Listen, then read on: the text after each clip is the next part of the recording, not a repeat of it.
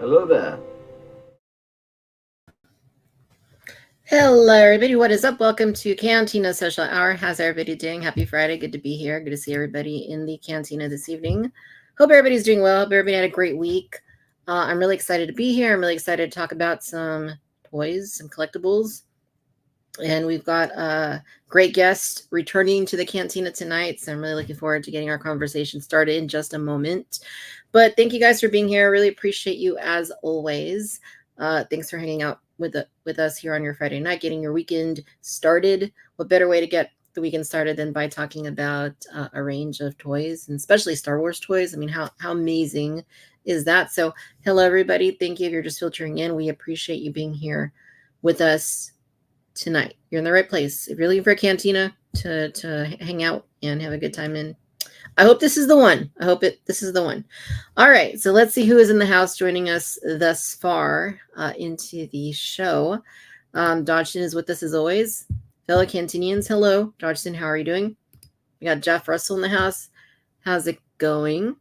D23 News, I hope so. We'll talk a little bit about that. We got Peak Obi-Wan. Hey, Peak Obi-Wan. Good to see you as always. Paul, how's it going, Paul? Thanks for hanging out with us tonight. We've got Dodgson again. Hey, Dodgson again. We've got Rick. Hey, Rick, how you doing? Happy Friday to you as well. We got Scott. Scott, how's it going? Prequel-based HasLab. Well, we'll see. We're going to get into that conversation in just a little while here. Britt, how's it going? Good to see you. Thank you for being with us this evening. We've got Adam in the house. Adam, how's it going? Good to see you. And Adam, of course, our resident Cantina bouncer. So make sure you got your stuff together, because if not, Adam's going to escort you out of the premises. Very cautious, very gently. You know, he's not going to like throw you out or anything, but I know you guys are going to be fine. Alcinde, how you doing? Good to see you. Happy Friday to you. We got Tim in the house. Tim, how's it going? Good to see you as well. Hey, Troy, how you doing? Thank you for coming in. Luke Malone is with us. Hey, Luke, what's up? We got Blake with us. Hey, Blake, good day. How you doing? Good to see you. We got Jason in the house. Jason, how's it going? Good to see you. Mary, how's it going, Mary? I'm glad that you are here as always. William, how are you doing? Thank you for coming in and hanging out with us this fine. It's kind of warm here, but this fine. It's Friday, right? So it's okay. We can deal with it. Got my pal Mike Case with us. Hey, Mike, how's it going? Good to see you. We got Arthur with us. Hey, Arthur, what's up? Good to see you in the Cantina tonight. Jeffrey is with us. Hey, Jeffrey, how's it going? Good to see you too. Adam says, I will do what I must. Okay, I dig it. I dig it. You got to do what you got to do. Jeffrey, how's it going? How's it going, Jeffrey? All right, we are off to a good start. There was a saying I was gonna mention, but it just slipped my mind, saying about the horses running, or I don't know, out the gate, something like that, whatever. But yeah, all right. So tonight, all right, there's some toy news. There's actually not a lot of Hasbro Star Wars toy news, but we do have a lot of stuff that's come out over since we were last live. A little bit of Jurassic news that we haven't covered yet. There is some DC stuff. There is some D23 stuff. There is some Skeleton Crew stuff. And of course, our main topic tonight we'll be building the case for why the next HasLab should be for Star Wars: The Black Series. Yes, I think it should be. So we're going to talk about that. So pull up a chair, get yourself comfortable, get you your favorite beverage, and hang out, because we're going to get things started here momentarily with our guest returning to the Cantina. I think for the second time this year. I think he was on February-ish, somewhere in that time frame, winter. And it's great to have him back in the house tonight. So what do you guys say we get this party started? I got a really good feeling about this. All right, we got Jason, WorkMoreOrLess. Jason, how's it going? Good. Hello there, and I have a good feeling about this too. So awesome. Super happy to be here. Yes, I think this is a second time. So I feel like a very honored guest. And I'm excited because we got to see each other in person at San Diego Comic-Con with you. The meetup that you arranged, got to meet other people, other toy photographers there. That was just awesome. So I feel like I've actually seen you a lot this year. Yeah, it does kind of feel like that, huh? No, that was a blast. Thanks again for coming out and for being a part of that. Yeah, it was nice having a lot of folks come through and talk to us and hang out and have a good time. That was a nice little escape from the hustle and bustle of the exhibit hall, for sure. Absolutely. Well, also thanks for just putting that together, because it's difficult, because if many of you who are in the chat, you might be aware, like with conventions, San Diego Comic-Con is just crazy, and we kind of all have like various groups, and a lot of those groups kind of mix, but you end up kind of clumping together, and a lot of times it's easy to miss one another. But when you take all the groups and say, hey, let's meet here at once, is so much better and so much easier to actually find people and just have like 30 minutes to an hour just to like talk, instead of having to like chase people down. So yeah, I appreciate you putting that together. That was great. Yeah, no, my pleasure. We'll do it again next year for sure. And awesome. Maybe it'll be even bigger. We'll see. It will be, for sure. Yeah. All right. So a few other friends filtering in here. Jeffrey, how's it going? Jamie, how are you doing? Howdy from Texas. Hello. Texas. I'm from Oklahoma, so we're not too far. Yeah, you're not too far away. Yeah. No name. I have a new hobby of collecting Star Wars CCG cards, even though I don't know how to play the game. Very nice. All right. And Mike says, not a role play item HasLab, because that's not really Black Series. We're going to talk about that. We're definitely going to talk about that too. Yeah. All right. So what do you say we get things started with our first topic of the night? Sounds great. Let's do it. Let's do it. All right. So Jurassic World, this is actually from a couple weeks back, but it slipped last week and I missed it. But I do want to go ahead and show it because it's kind of a big deal. And that is the Mattel Jurassic World Legacy Collection reimagined Roar and Real Field Carnotaurus action figure. My goodness, who's naming these figures? That's a mouthful. Wow. How do you fit that? Yeah. How do you fit that on your mobile version of the website? It's nuts. It's ridiculous. Yeah, so this is cool. So basically, this is it's a new segment. It's Legacy Collection, which Target has carried exclusively in the US since 2018, when the Mattel Jurassic World line started. And they've kept it an evergreen line, and all the time it's on the shelf. It's like never absent. So it's pretty good on Mattel for being able to establish it as an evergreen line and keep it in rotation consistently. This here harkens back, as far as what they're trying to go for, to the Kenner Jurassic Park Series 2 Carnotaurus, and that's very obvious from the paint coloration, as well as the fact that it has a real feel skin, which isn't something they've really done a lot of in the modern Jurassic World toy line. This also has the reimagined logo as part of Legacy Collection, so it's kind of like the first in a new iteration of the Legacy Collection. I don't know if they're going to go really deep on this, if it's just going to be a select few, but it is really cool to see them kind of branching it out, but also paying homage to that classic Kenner line. They're so cool. Like, you just touched on a lot of those things, like the real feel, like the skin. And there's so many of those old toys that I remember. Like, I had tons of them. And I just love seeing, every toy brand, every IP is doing it, but just seeing like the old retro, like vintage stuff, old card backs. old packaging. It's so great. This could also be like a Star Wars Phantom Menace crossover too, like Darth Maul. Yeah, I saw a comment about that. Darth Maulosaur. There you go. Right? Yeah. Yeah. Yeah, it's cool. I like this. I didn't pre-order it. I know that the pre-orders it sold out, like pre-sold out, but they're gonna get more. They always do. And the thing for me with Target when you pre-order through them is they always like ding your credit card like every like week or 2 weeks or something, and it's just kind of annoying.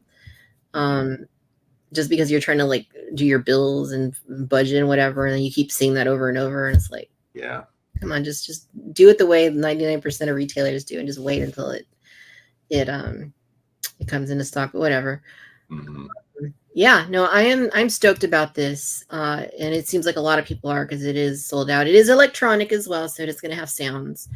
I don't know what sounds it's going to make. Hopefully, it is film accurate, I would say, but also I don't know if I'd mind so much, Jason, if they tried to do something that was also like that old, like vintage Kenner sort of like Halloween Scream type sounds with this. Yeah, I think that would be cool too. Or it'd be cool if there's like different modes. So if you wanted something that was more realistic or something that was supposed to be kind of like a throwback, like this would be a perfect way to do it.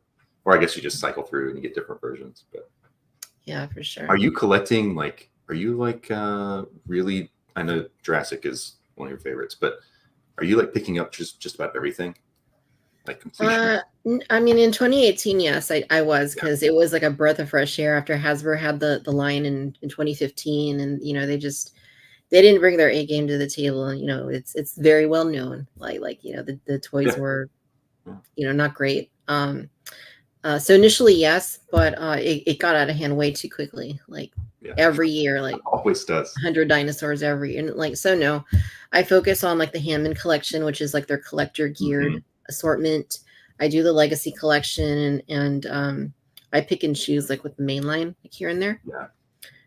But something like this, like they did that Red Racks last year, and that is meant to be like the classic Kenner Rex. So this is like the second one they're doing. So hopefully they keep it going. I wouldn't mind if they kept it going. Yeah, I think they will. I mean, we're the demographic who wanted to collect that, and we are willing to spend the money on it over and over and over again. So I think they'll keep going. For sure. Yeah. So that is really cool. Our next one. All right, we're gonna go to Galaxy's Edge for a bit. We're gonna go to Disneyland. All right. Because as of right now, as of this week, in fact, there are some brand new droids that you can build. That's fun. And yeah, these are cool. I love these droids. I love building a droid there, and I love, even if I'm not building a droid, I have friends that are, I have bounty hunters that go and procure parts for me and stuff, so I can build them. This is a brand new droid, and the last one they did was the C series, like chopper type droids, and that was like 2 years ago now. And I guess these ones are from Rogue One and Solo. This one is called the ALT droid. And yeah, I can't wait. I can't wait to go there when I don't know when I'm going to go, but I can't wait to build one, because I really want one of these guys in the collection. Yeah, those are cool. I just like the diversity in the fact that you can make your own, just like with the lightsabers, you can kind of customize. Like that's just a fun experience. So totally, it's nice. It's obviously every time we get new Star Wars shows or media that's coming out and new designs for droids or troopers or whatever it is, ships, like I'm all about it. So yeah. Have you taken any of yours and like weathered them or do anything like that? I'm trying to remember if I asked you that before. Yeah, I haven't yet. I do intend to. It's just kind of getting around to actually doing it. Because I think this one would look good with the weathering. Yeah, for sure. And there's 2 color schemes you can get. There's that one, and then there is this one here. So it's basically, it's like the colors inverted essentially, and you can mix and match it however you want. But those are the colors they offer right now. It's like black body or white body, black legs or white legs, and then black head or white head. That's cool. So, yeah. Yeah. What I love about especially these, like if you did just do for anybody who has seen any kind of customization, what it does is if you're doing like a black wash over something like this, it brings out all those details that you can't really see because it's just like the molded plastic with all those lines. But if you do like a wash, some of that gets stuck in those lines and just like adds some contrast. So it's always interesting to see what people can do with like something just like right off the shelf or right off the factory belt, I guess. Sure. Yeah. I think that's a great idea. And yeah, I'd like to move into doing that one of these days when I have like some extra parts or something. Or I guess I have extra parts. I just need to do it. I need to do it. I know that's the hardest part. I'm gonna do it. And getting started. Yep. I'm the same way. Yeah, so that is pretty neat. I love seeing them building out this line though, and who knows what they'll do eventually. Maybe they'll do other things, maybe not, but it is cool that they're branching it out. They're keeping it fresh and keeping, giving you a reason to want to come back and do more. Yeah. So are those also compatible with some of the other pieces as well? So like, could you use the R2 droid and I assume supposedly from what I've read, you can interchange the domes with the existing domes, and you can interchange the bodies. But I have with the at least you can change the body with the like the C series droids. I see. Is what I'm told. Yeah. So, and they have unique sounds too. So that's cool. So cool. All right. Speaking of the Disney parks, D23 is going on right now. It's the big Disney convention that they do every couple of years. And they've got some new stuff as exclusives, of course, because, they're going to make that money while they can. And they've got some exclusive stuff. Now, these exclusives are currently available at D23. If you go, you can buy any of these items. Or if you're not in attendance, you can get them online on Monday at 8 a.m. Pacific time. I don't know how it's going to work because there's quite a few items, not just Star Wars, but there's a lot of other stuff.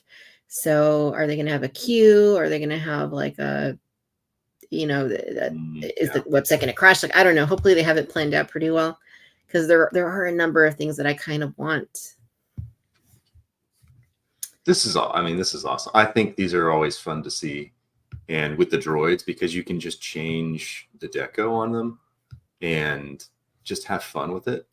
I love seeing like just the different types of themes that they pull in. And I mean, that Fantasia, like Mickey, you can see it. Even without the hat, like just the coloring, it's like just feels. It's cool. So, yeah. Yeah, I really like the coloring on this one. It's definitely, it feels very like Star Wars A New Hope, like kind of like the chrome, the red and the black. Yeah. It's neat. I'm probably going to try and grab it if I can. It's not my priority that day. We'll get to that in just a little bit, but it is one that I do want to maybe try and get if I can. Yeah. And this one is $14.99 is what the price will be for this little guy. No. Have you actually been to D23 any years? I've never been to D23. Okay, I haven't either. I'm curious what it's like. I mean, obviously, when I've done SDCC, doing another convention like right after that, it's like I don't think I could pull that, but that one looks fun. I mean, looks interesting. It does. Another Star Wars item they're going to have is this RX-24 talking action figure. This is $34.99. I don't think it's like a really big droid. I think it's maybe like a small, like desktop, like, tabletop sort of droid. But it's cool. And I love that they're still making stuff from the original Star Tours. This is RX-24 talking action figure. So it's kind of like, it's one of those things like, shoot, I probably should get that too, because, it's just going to be like a fun little thing to have. So yeah, I'm tempted. Also just the character design is just so fun too. And being that it's from the original Star Tours and it's kind of made its way, like now it's in the Cantina or the Ogs. Who is it in the park where DJ Rex is there? Anyway. Yeah, Oga's Cantina. Oga, yeah, I could not get the name. But just seeing that he continues to live on, like that's a good thing. So. Have we seen him in live action? I don't think we have we? Or a version of Rex? We've seen this droid in they were in the Book of Boba Fett, like in the cantina that he goes into. Yeah, that's right. I don't remember we seen him anywhere else. I know he was in Rebel. They were in Rebels, these Yeah. kind of droids, and they were in Resistance, I believe. But I think live action just Book of Boba Fett. I think you're right. Yeah. Now that you say that, I think I remember seeing that scene. But cool designs. I just love droids. Give me all the droids. All of them. Mm-hmm. This is one that we were talking about last week, and this is the from the Rise of Skywalker, the Blade of Ochi Bestoon, Galactic Archive series. So this is a brand new item, $79.99. It's a light up blade that you can pick up and then go look for, the Death Star, I guess, and try and find hidden vaults loaded with Jedi Wayfinders, Sith Wayfinders. That's pretty cool. Do you know if the little piece retracts like back into the? Yeah, it does. That's cool. Yeah, it looks like it does. Yeah. Do you buy much role play stuff? Yeah, not everything, but I do have some of like the Black Series helmets and some of the lightsabers. Yeah. I'm kind of the same way. There's a few. Like if they make a Scarif trooper helmet, I'm gonna buy like 5 of those. It's like one of my favorite designs. Yeah, but I love having all these as options to purchase too. The sabers, but then also like these little other like not artifacts, but things from the films, replicas. Yeah, I think those are awesome. Yeah, I mean it's cool they're doing it. I'm curious to see if this one's going to sell out, because it's cool. It's just kind of a little more random, I guess. But yeah, maybe obscure to the general population. I mean, right, and not as memorable, obviously, as like a lightsaber or something like that. It does look cool though. Yeah, it does. What else do we got? We also have some lightsabers, because of course they're going to do lightsabers, right? So this is a 3-pack. You have to get all 3 in one go. $550. It's not cheap. But it's a Clone Wars themed set. So you got Ahsoka's lightsaber, Obi-Wan's lightsaber, and Anakin's lightsaber. And they come in this like big crate kind of thing. What's interesting though is if you look inside it, the signatures. Yeah, it's got signatures. It's like Matt Lantern, Ashley Eckstein, and James Arnold Taylor signed it. So, and it tells you what number it is. So it's like this one right here, 0003 out of 3,000. So it's expensive, but it is kind of like it truly is like a limited edition set. And that's cool too. Like get all 3 of. I mean, it is expensive, but to get all 3 together and then also get the signatures, that's actually pretty cool. I feel like even the value is not too crazy. I mean, $550 is $550. A lot of money, but I feel like if you're really like a big Clone Wars fan, this is like, okay, I can see the value here. You might just pull the trigger. Right. And I especially see it like if you were like, you grew up on the Clone Wars, you were a kid when those were on, and then maybe you're not a huge collector now, but then something like this comes along, it just reminds you of growing up with it, and it's like, oh, that's something that I can probably get. Yeah. But yeah, it's neat. And I'm not gonna get it, but it's cool. No, I'm not either. I assume it's all like metal too. Like, is it like aluminum, do you think? Or yeah, these are the legacy lightsabers, so they are machined like aluminum and nice metal parts. So yeah, it looks good. Look legit. It does. And we got a helmet. We do have a helmet that is coming. It's not an Imperial helmet, but we do have a helmet. And this one is First Order. This is Kylo Ren. We got his Rise of Skywalker helmet. And this, of course, has the... Did we ever figure out what that was? That I mean, I feel like they used to say it was like Kyber or something, but like, I don't know. It was... I don't know. It was a little hard to follow, like, what exactly it was. I mean, also with Rebels and Thrawn's army and having like the gold, like in the Stormtrooper, like it's interesting. It makes this feel a little bit more like similar as far as just like from the lore perspective, like putting something back together and then having like that color between. I don't know. I have no idea, but it looks cool. Yeah, I don't know. I think it's like glow in the dark hot glue is what I call it. There you go. Yeah. He has to have like a little battery pack, like attached to his belt, so it can light up while he's fighting and stuff. Yeah, I'm sure this has battery somewhere. So this is not Black Series. This is one of Disney's been making their own helmets, and they're a little different from the Hasbro ones. I think this is a great option though, because at Galaxy's Edge, at least, Kylo Ren's like a pretty prominent character. And Hasbro, that was their very first Black Series helmet, was Kylo Ren, and it went off the market after its initial run, and ever since then it's been selling in the hundreds upon hundreds of dollars, because people weren't, the Black Series like helmet line was, it was the first one. There wasn't anything else to like compare it to at the time, but now people want it. So this is definitely, even though this isn't Force Awakens like the first one, this one is a good alternative, I would say, to having to pay hundreds of dollars for that original one. Yeah. Dang. So the Kylo Black Series helmet was the first helmet. Yeah, that makes sense. Yeah. It's pretty neat. I gotta say, I'm tempted by this one.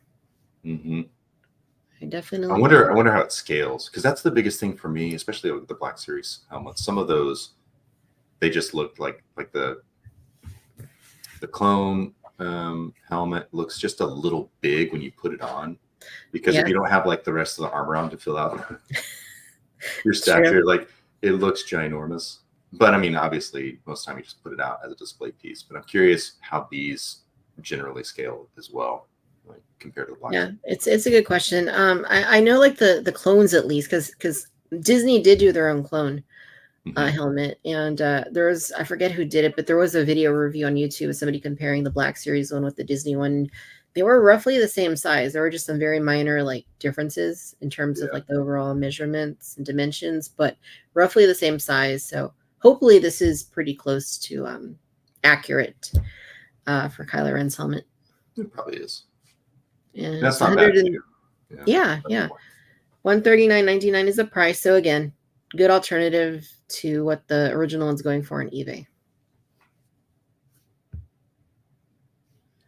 I like it. I'm looking at the comments. All right. In addition to that, we also have this. Okay, this one is really cool. All these are really cool, but like this is really cool. So this is an interactive pit droid figure. That's for $49.99, and I mean, I feel like I need this because they're small, right? So even if it's underscaled, they're already small to begin with, and it would just kind of go with my other droids. So I mean, I kind of feel like I need to try and get one of these. These are fun. I actually went to Target this evening and saw they had that 2-pack with R5D4, and almost picked it up. But also they had like probably 10 of them. And at my Target, it seems like they put something out, and then 2 weeks later, it's like discounted 30%. So I'm like, I may just hold off and see. But they looked really, really good. And so having something that's even larger, I think, would be cool. And like you said, because they're a little bit smaller, I assume the scaling would still be kind of fun. Right. Yeah, this is neat. This is really neat. I like how it's not just one color from the photos. Like you can tell, like it has like different colors on it to kind of give it like a more realistic, rusted out sort of look. Yeah. And he's got like a big wrench that matches his color. And it folds up too. Yeah. That's the other cool thing, is that it folds up just like in the movies. You just hit it on the nose. Hit it on the nose. If they run around your collection room grabbing at your figures and stuff, just hit it on the nose. And they also have like some of the nice deco where it looks like some of the paint's been kind of scraped or it's been hit along the edges. I think that really adds a lot to it, because obviously it's just like molded plastic, but just to make it feel like it's weathered and like it's metallic. I appreciate when companies go a little bit further and add those types of details. Definitely. It is a nice touch too. Still use a wash. Yeah. Oh yeah. And they seem to like those washes. I'm thinking of C-3PO, like saying, "Oh, the chemical bath or whatever it was called was going to feel so good." So. That's right. Yeah. Gosh. I mean, I see these, like the more I see them, it's like the more I want them. Mhm. But there is one thing. There is one thing that is my absolute 100% priority that I need to get. These other ones, I want them, but there's this one that I need to get. And if I don't, I'm going to be very, very sad. Yeah, I need to know. Okay. Well, so last week, me and my guests discussed this and how excited I was to see this because it's been done before, but not quite like this. And that is the StarSpeeder Oh yeah, 3000 from Star Tours.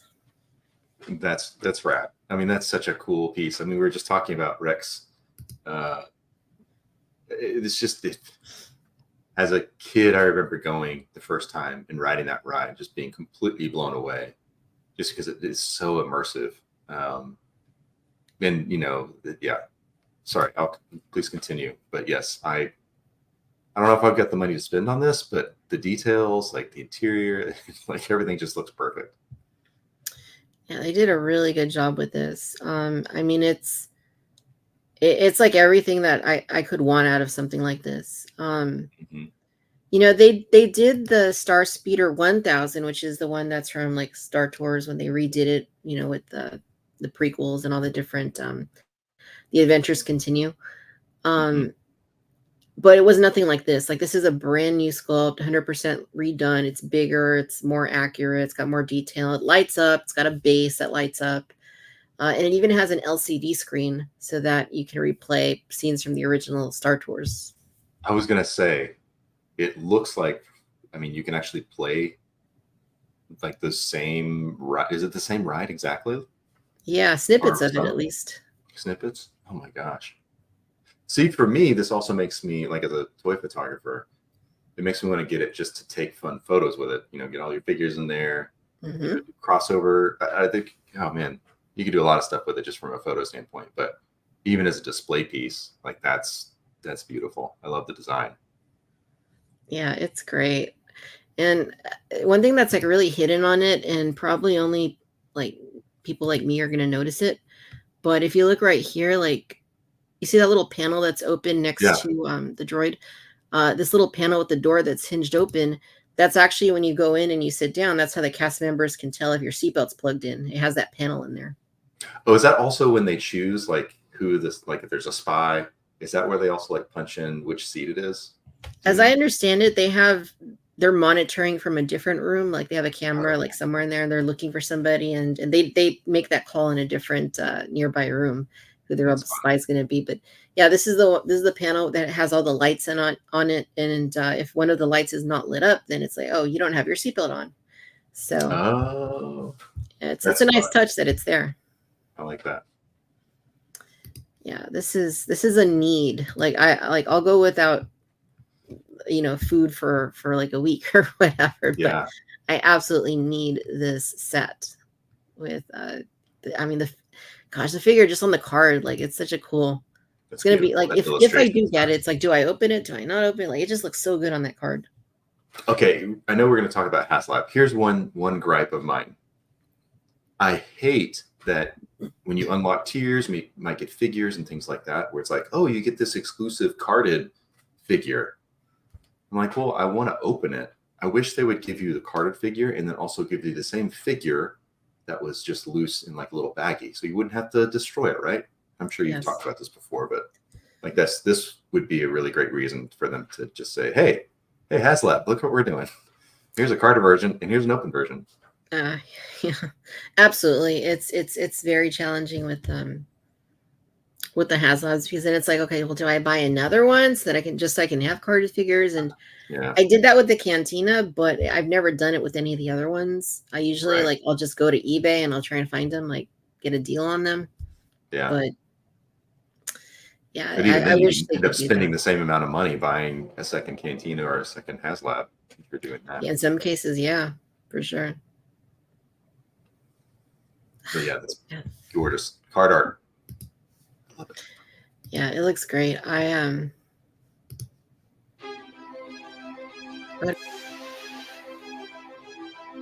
The box too looks nice. I see they're loading our navigator R2D2, and then we'll be on our way. So sit back, relax, and enjoy the flight. That's cool.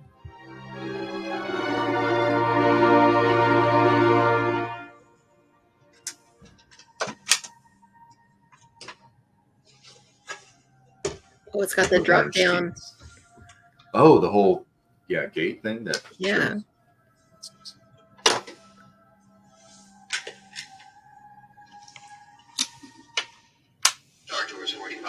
Oh my gosh.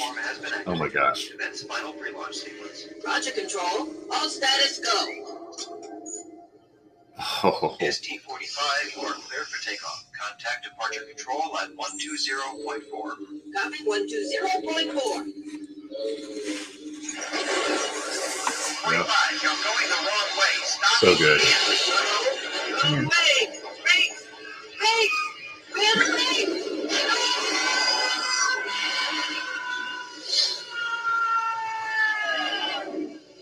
And I believe they actually had models made for this section of the stuff that they shot. I meant to do like that. 3D models. A little shortcut.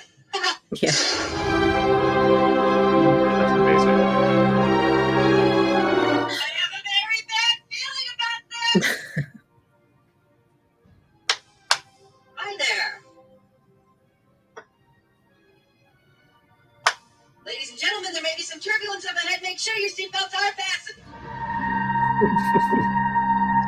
So cool. I love it how it has the original dialogue. Yeah. Ooh. Cannons.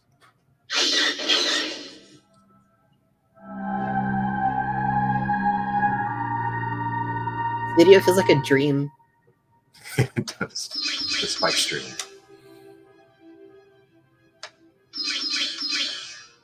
That's really cool.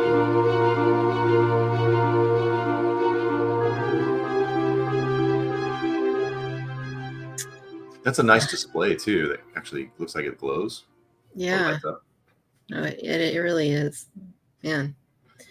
Yeah. So here's the thing. Like that is, if it didn't have the video, I wouldn't be as.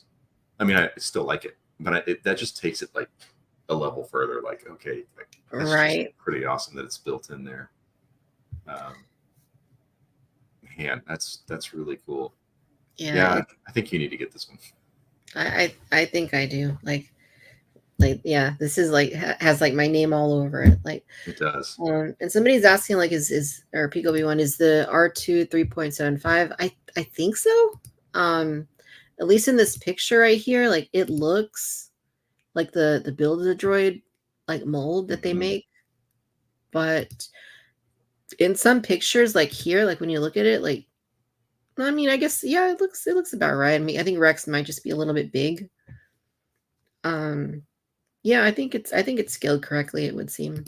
I wish they would show. I mean, I guess they really make any action. They don't make action figures, but it would be nice to see if you could throw in 3 3/4 action figures. Surely, right? If they didn't, that'd be a huge mistake. But that just looks awesome. Yeah, and the $300, I think at this point, collectors seeing like how HasLab has done it, where it's like $350, $400, $500, whatever it is. This feels like $300. That's not bad, and it does all these things. You've got multiple like play functions and it definitely feels like a premium item. And I think all the little deco and details and all that on the outside, it like has a really great shelf presence. Like I love the Razor Crest that I have. Like I'm so glad I bought that. But because the design of that ship is just like all silver, like this one just, to me, it feels more retro, like with the lines, and I don't know. There's something about this that I would probably display this one over the Razor Crest, to be honest. I think I would too. Like it's two of my favorite things. It's Star Wars and Disneyland, like in one. It's like, come on, like that's what I'm here for. That's what I'm in this hobby for. So I hope it works out. I'm gonna be at work, so I'm gonna have to have somebody try and grab it for me. But yeah, I hope it works out because I need this. I need it. Shelp Scene says they did make Star Tours figures.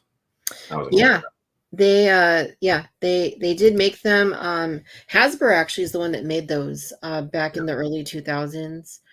And then even when they redid the ride in 2011, they made new ones, like from like the Oh, updated really? character, like droids and stuff. Yeah. Oh. And I have most of those. I don't have all of the older ones. So yeah, I'll have to dust those off. And, if I'm able to get this, if I'm lucky enough to get it, pull those out of, wherever they're at and put them on display with this, because that'd be the way to go. Yeah. Well, you definitely have to get this. So there's no even question anymore whether or not you're getting it or not. You're getting it for sure. Yes, it has to happen. I'll be a very, very, very happy person if I get it. And if I don't, I'll be a very, very, very sad person. So I think you'll get it. We got enough people in the community. Come on, we can help out. So yeah, we'll see. Hopefully, we'll see. All right.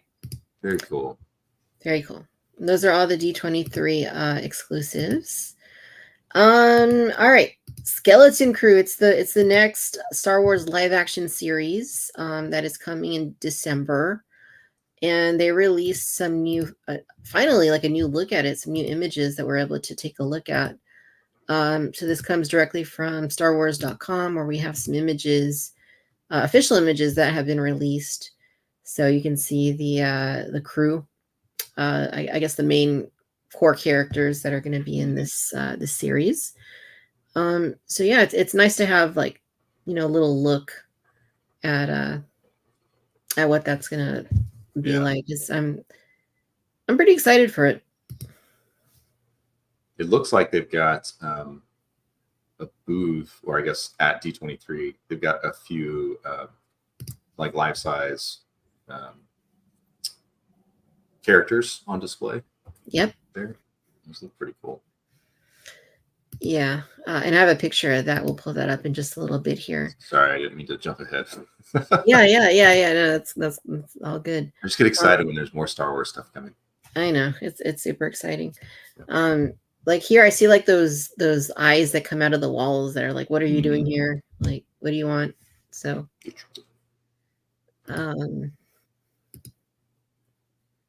yeah, space bikes, pretty neat. That's fun. Yeah, I think a lot of people, it seems like they're kind of saying it's almost like Star Wars and Goonies. So I'm curious. Like, I don't know much about it at all. I think they've really said a whole lot, which we'll find out this week, I assume, or this weekend. But I don't know. I'm just along for the ride. I mean, at this point, there's so much different type of Star Wars content that's coming out that it's like, if you don't like it, that's okay. But I'm just excited there's more things that we get. And it's just like kind of different stories across the galaxy instead of just following like the Skywalker line. I really appreciate that.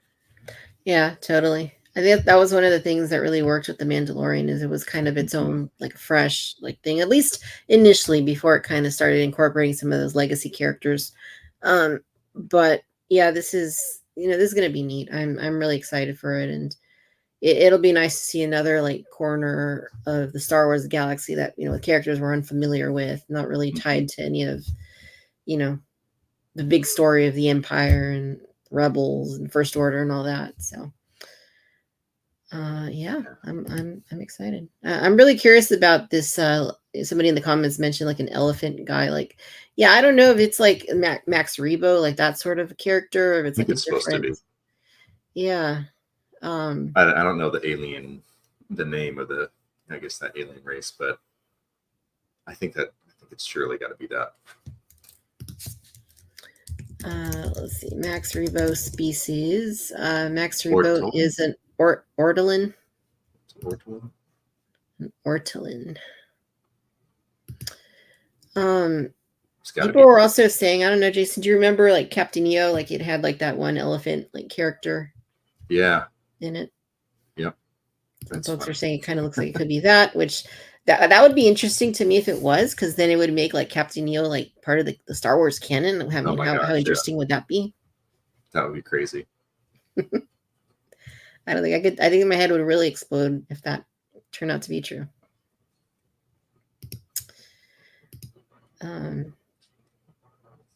Yeah, I'm excited. I mean, I don't know anything about this series, honestly. Like I know I've seen these photos.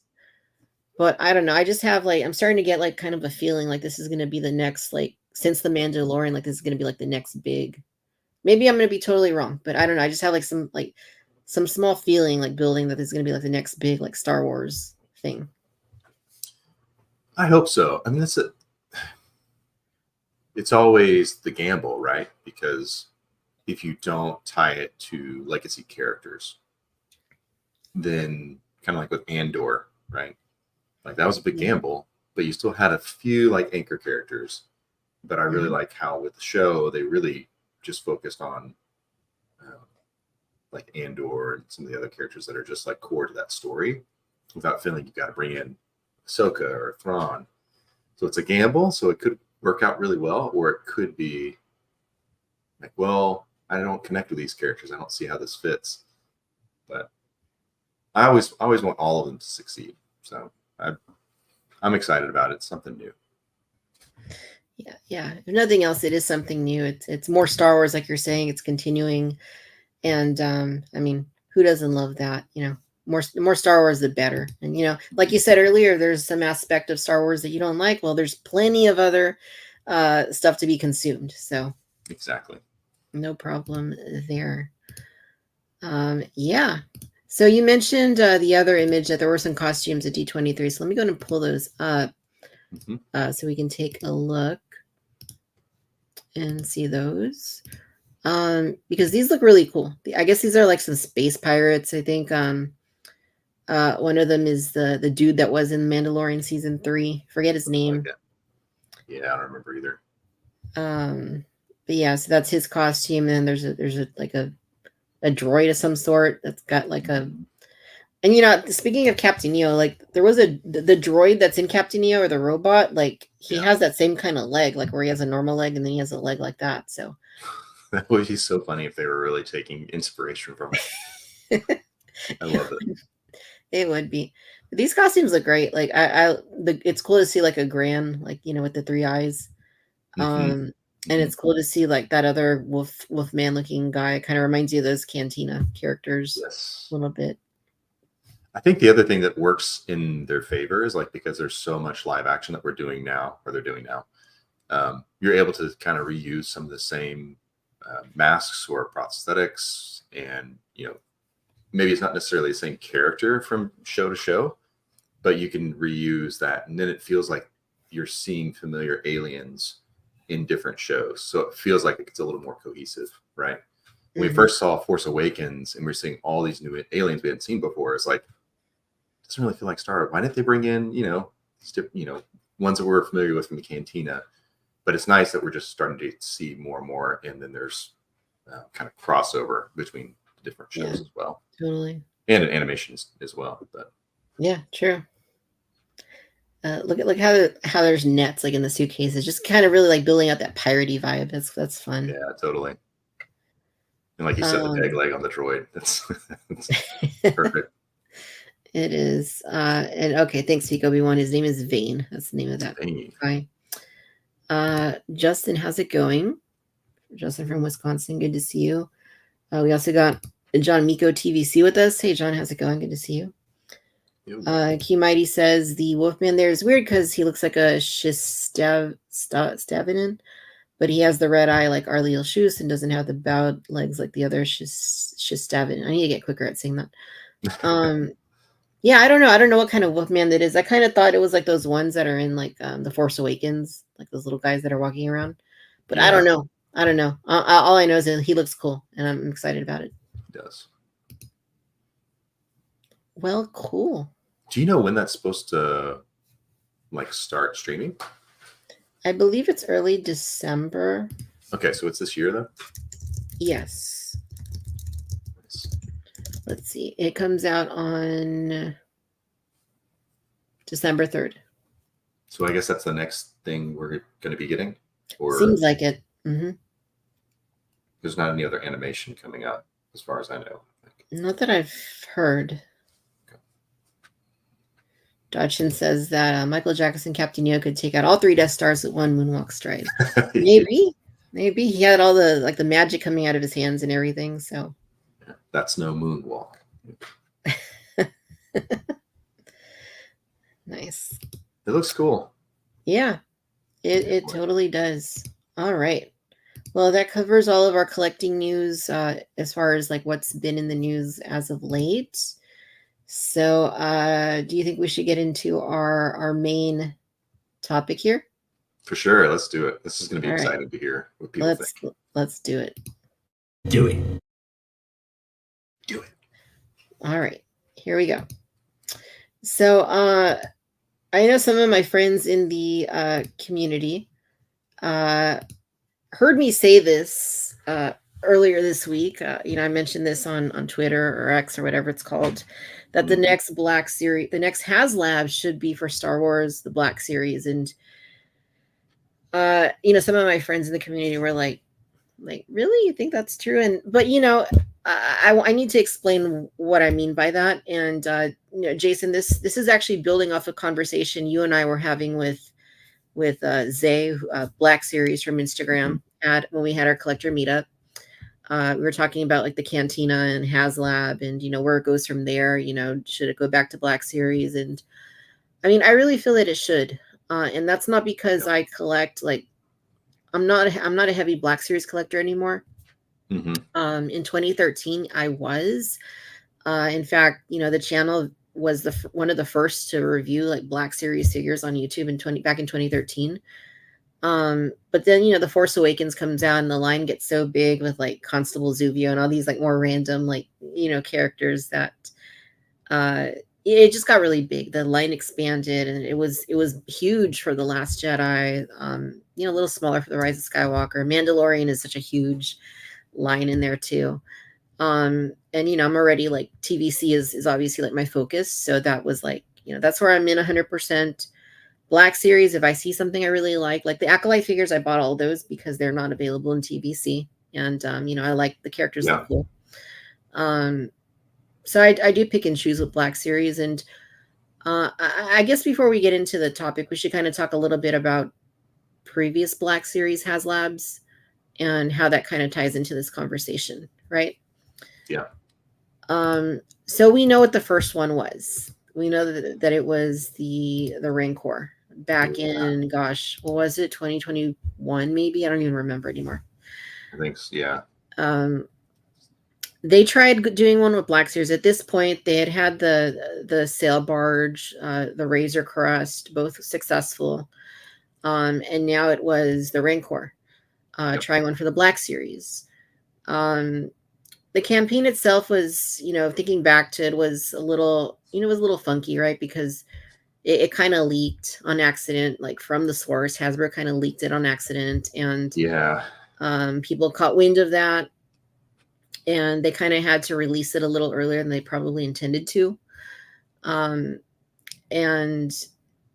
as it went on, they kind of changed some of they added things to the campaign that weren't there initially and kind of, moved the goalposts just a little bit. And in the end, it wasn't something that I backed. It just, it was, I think it was very cool. But it just wasn't, for me. I was already getting the TVC HasLabs, and this was just kind of something that I knew was going to be really cool, but also really big and something I didn't really want to dedicate that amount of real estate for. Right. But ultimately it did not fund becoming the first Black Series HasLab, but also the first, Black Series HasLab to not fund. Yeah. And that was the very first one. That was the very first thing that they attempted. And that was already, was it 2021? Because that would have been almost 3 years ago now, which I guess sounds about right. Yeah, it might have been. Yeah. Yeah, so there was that. And I'm reading the comments again. After that, it was in 2022, the following year, that the next HasLab was revealed for Black Series, and it was this right here, Reva's lightsaber.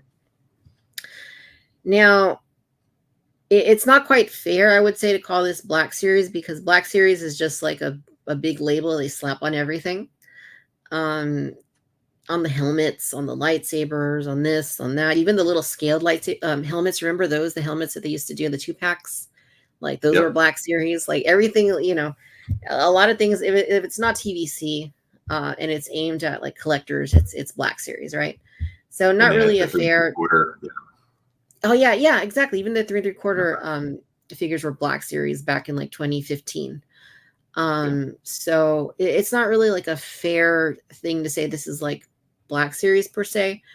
But that's what they called it, right? And this was the Force Effects lightsaber, Reva's double-bladed lightsaber, which, you know, failed pretty miserably.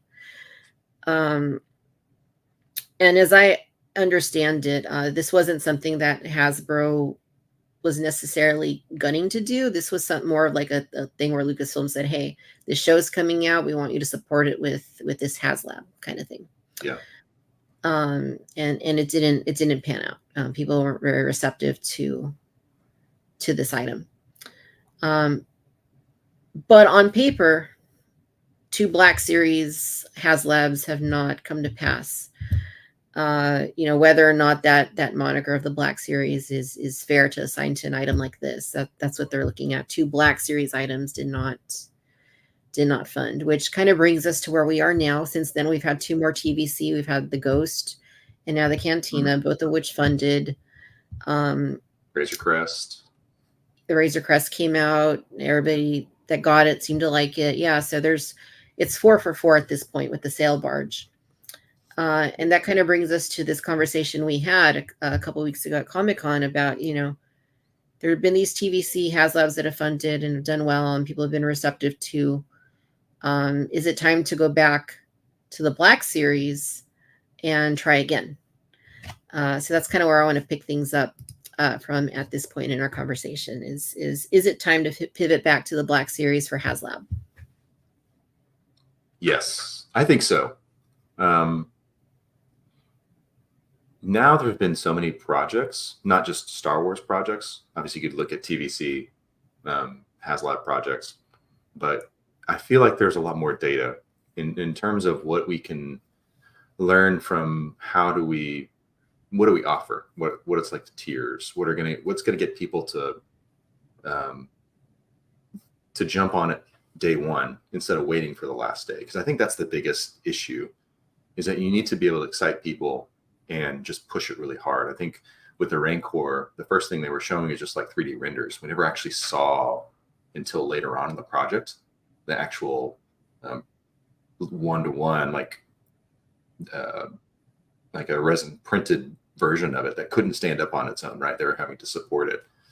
So I think learning from future successes and also failures, I think makes the next thing that HasLab could do for Black Series, it just gives them a little bit better opportunity. There definitely are challenges with scale, et cetera, but I think now there's a lot of data just to show with Legends and Joe and Transformers, Ghostbusters, like they've had successful projects. So yeah, I don't know. It's not a guarantee, that's for sure. No, never is when it comes to HasLab, but they have a track record now, right? Like you're saying, they can go back, they can say, okay, this did well, that did well, this did well. You know, if we were going to do something new, Black Series, where could we go from here? You know, like I said, I'm 100% in on Black Series, very, very picky with 100% in with TVC, very selective with Black Series. Right. But the reason that I believe it's time for it to go back to Black Series isn't because it's something that I would automatically back. It's more because, you know, I think that they're at a point in as far as HasLabs go that they can do something that maybe would resonate more with collectors of Black Series and maybe even appeal to people outside of that demographic. Because I know there were TVC collectors also that did back the Rancor. Because, you know, they thought it looked cool and they thought it was this brand new thing. It's from Return of the Jedi. It's original trilogy. It's cool. So, I mean, I feel like, you know, TVC collectors, you know, a lot of them are anti, you know, Black Series, and there's Black Series collectors that are anti TVC. But I think the way you have to look at it is both of these lines exist. They have different they have different target audiences, and Yes. there is overlap. Yes. But as long as they both exist and they need to both be healthy for Star Wars as a brand to do well overall, then I think it's only right and it's only fair that Black Series also has another opportunity to try a new campaign and to try to have something fund. I agree. The issue also, like we were kind of talking about, is scale. So you were there, you saw the Ghost in person, right? When they revealed that. That is a huge ship. And that is still big, even when you bring it down to 3.75. But I'm sure even then it's not necessarily one-to-one. Like it would have to be much bigger than that. But in order for it to fit on your shelf and for people to actually have space for it, it's probably scaled down a little bit compared to the figures. But you couldn't do something like that with 112. You're doubling the size of that. So, or I guess, yeah, about-ish.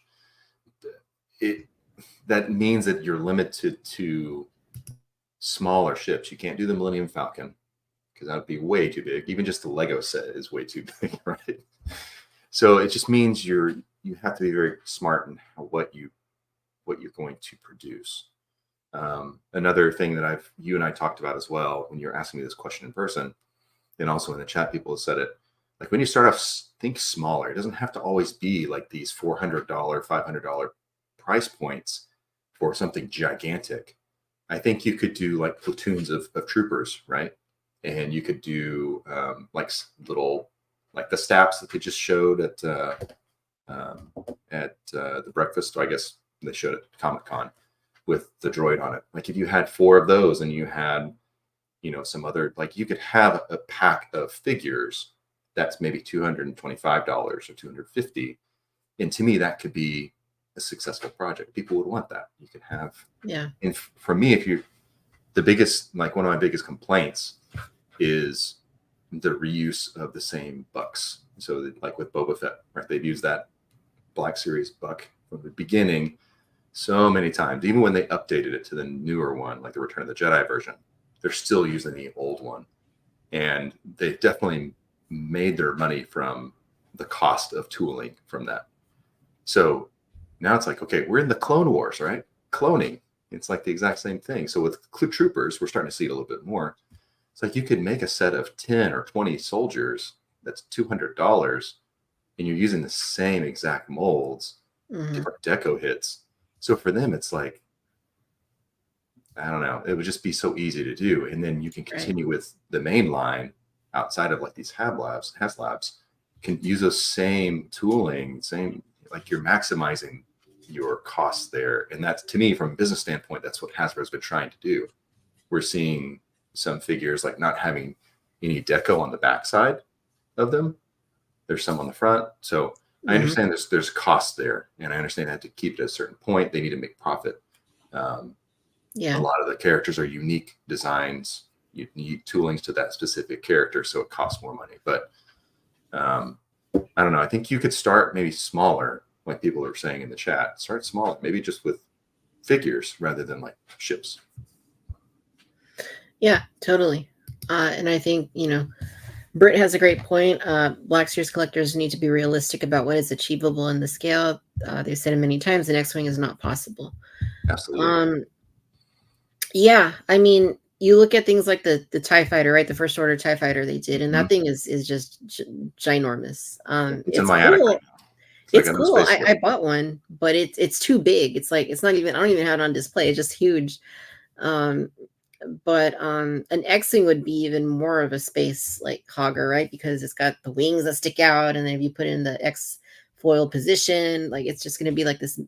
Even the TVC ones are very hard to display. Like I sometimes I'll take the wings off because, just have one side with the wings on because they just take up so much space. It's just a weird shape. So I don't think that would work. That doesn't mean people wouldn't back it or that it wouldn't be a good option. It's just, it's just kind of one of those things that it would be kind of hard. And you mentioned the Millennium Falcon, like that's probably not going to be the next HasLab Black Series project. So yeah, I mean, Britt's right. It has to be reasonable and it has to be viable. It has to be something that could potentially work. In terms of what the price would look like, in terms of how much space it's going to take up, and how appealing it's going to be to a range of collectors. Yeah. Question for you. So I think also if we're looking at, figures, I think that could be like packs of figures could be really interesting.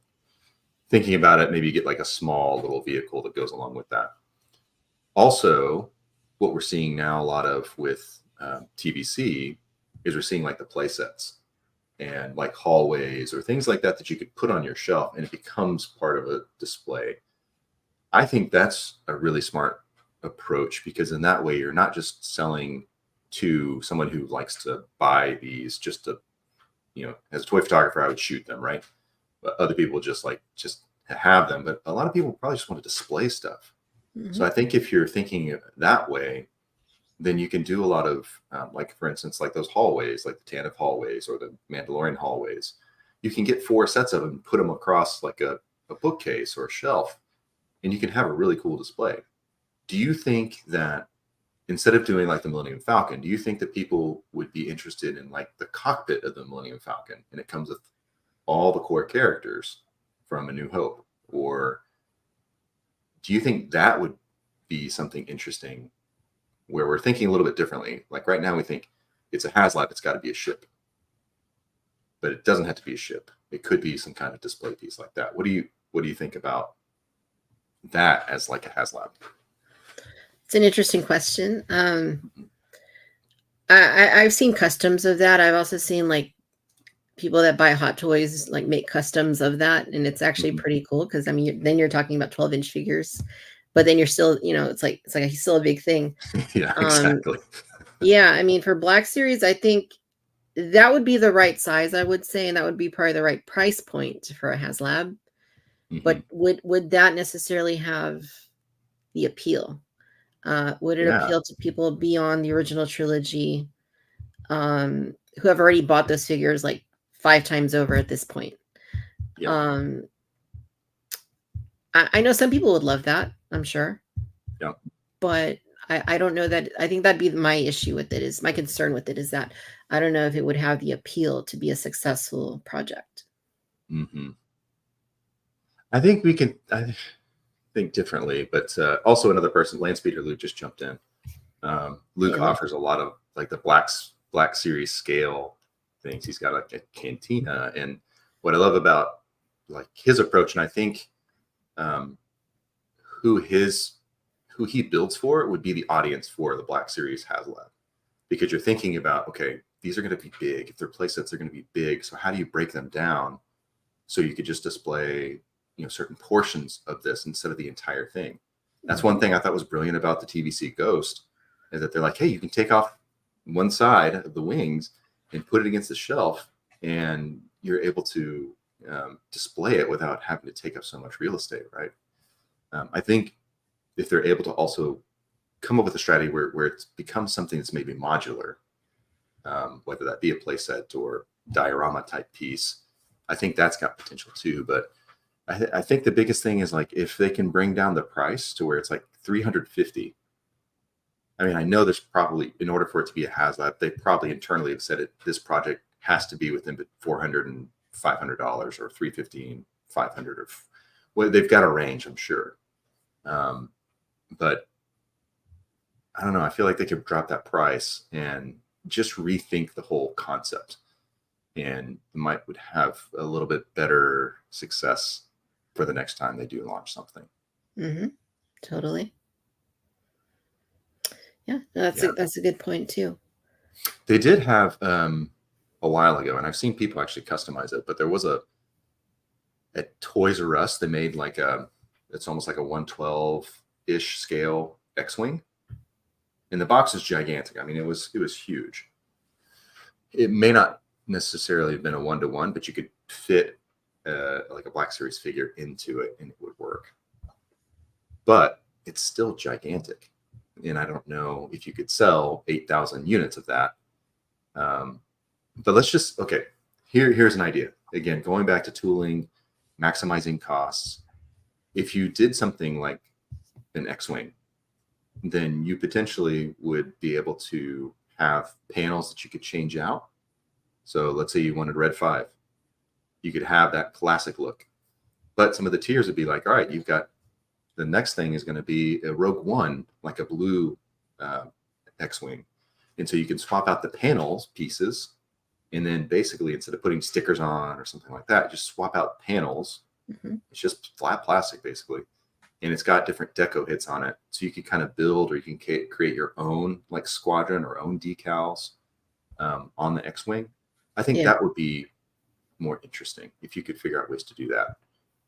Or again, if you could take the X-Wing and there's a way that you could, just take it and have the cockpit, and that's like the nose and the wings could come off, and then you could just use the cockpit to display. I think that would be interesting, but it's still going to be gigantic. Right.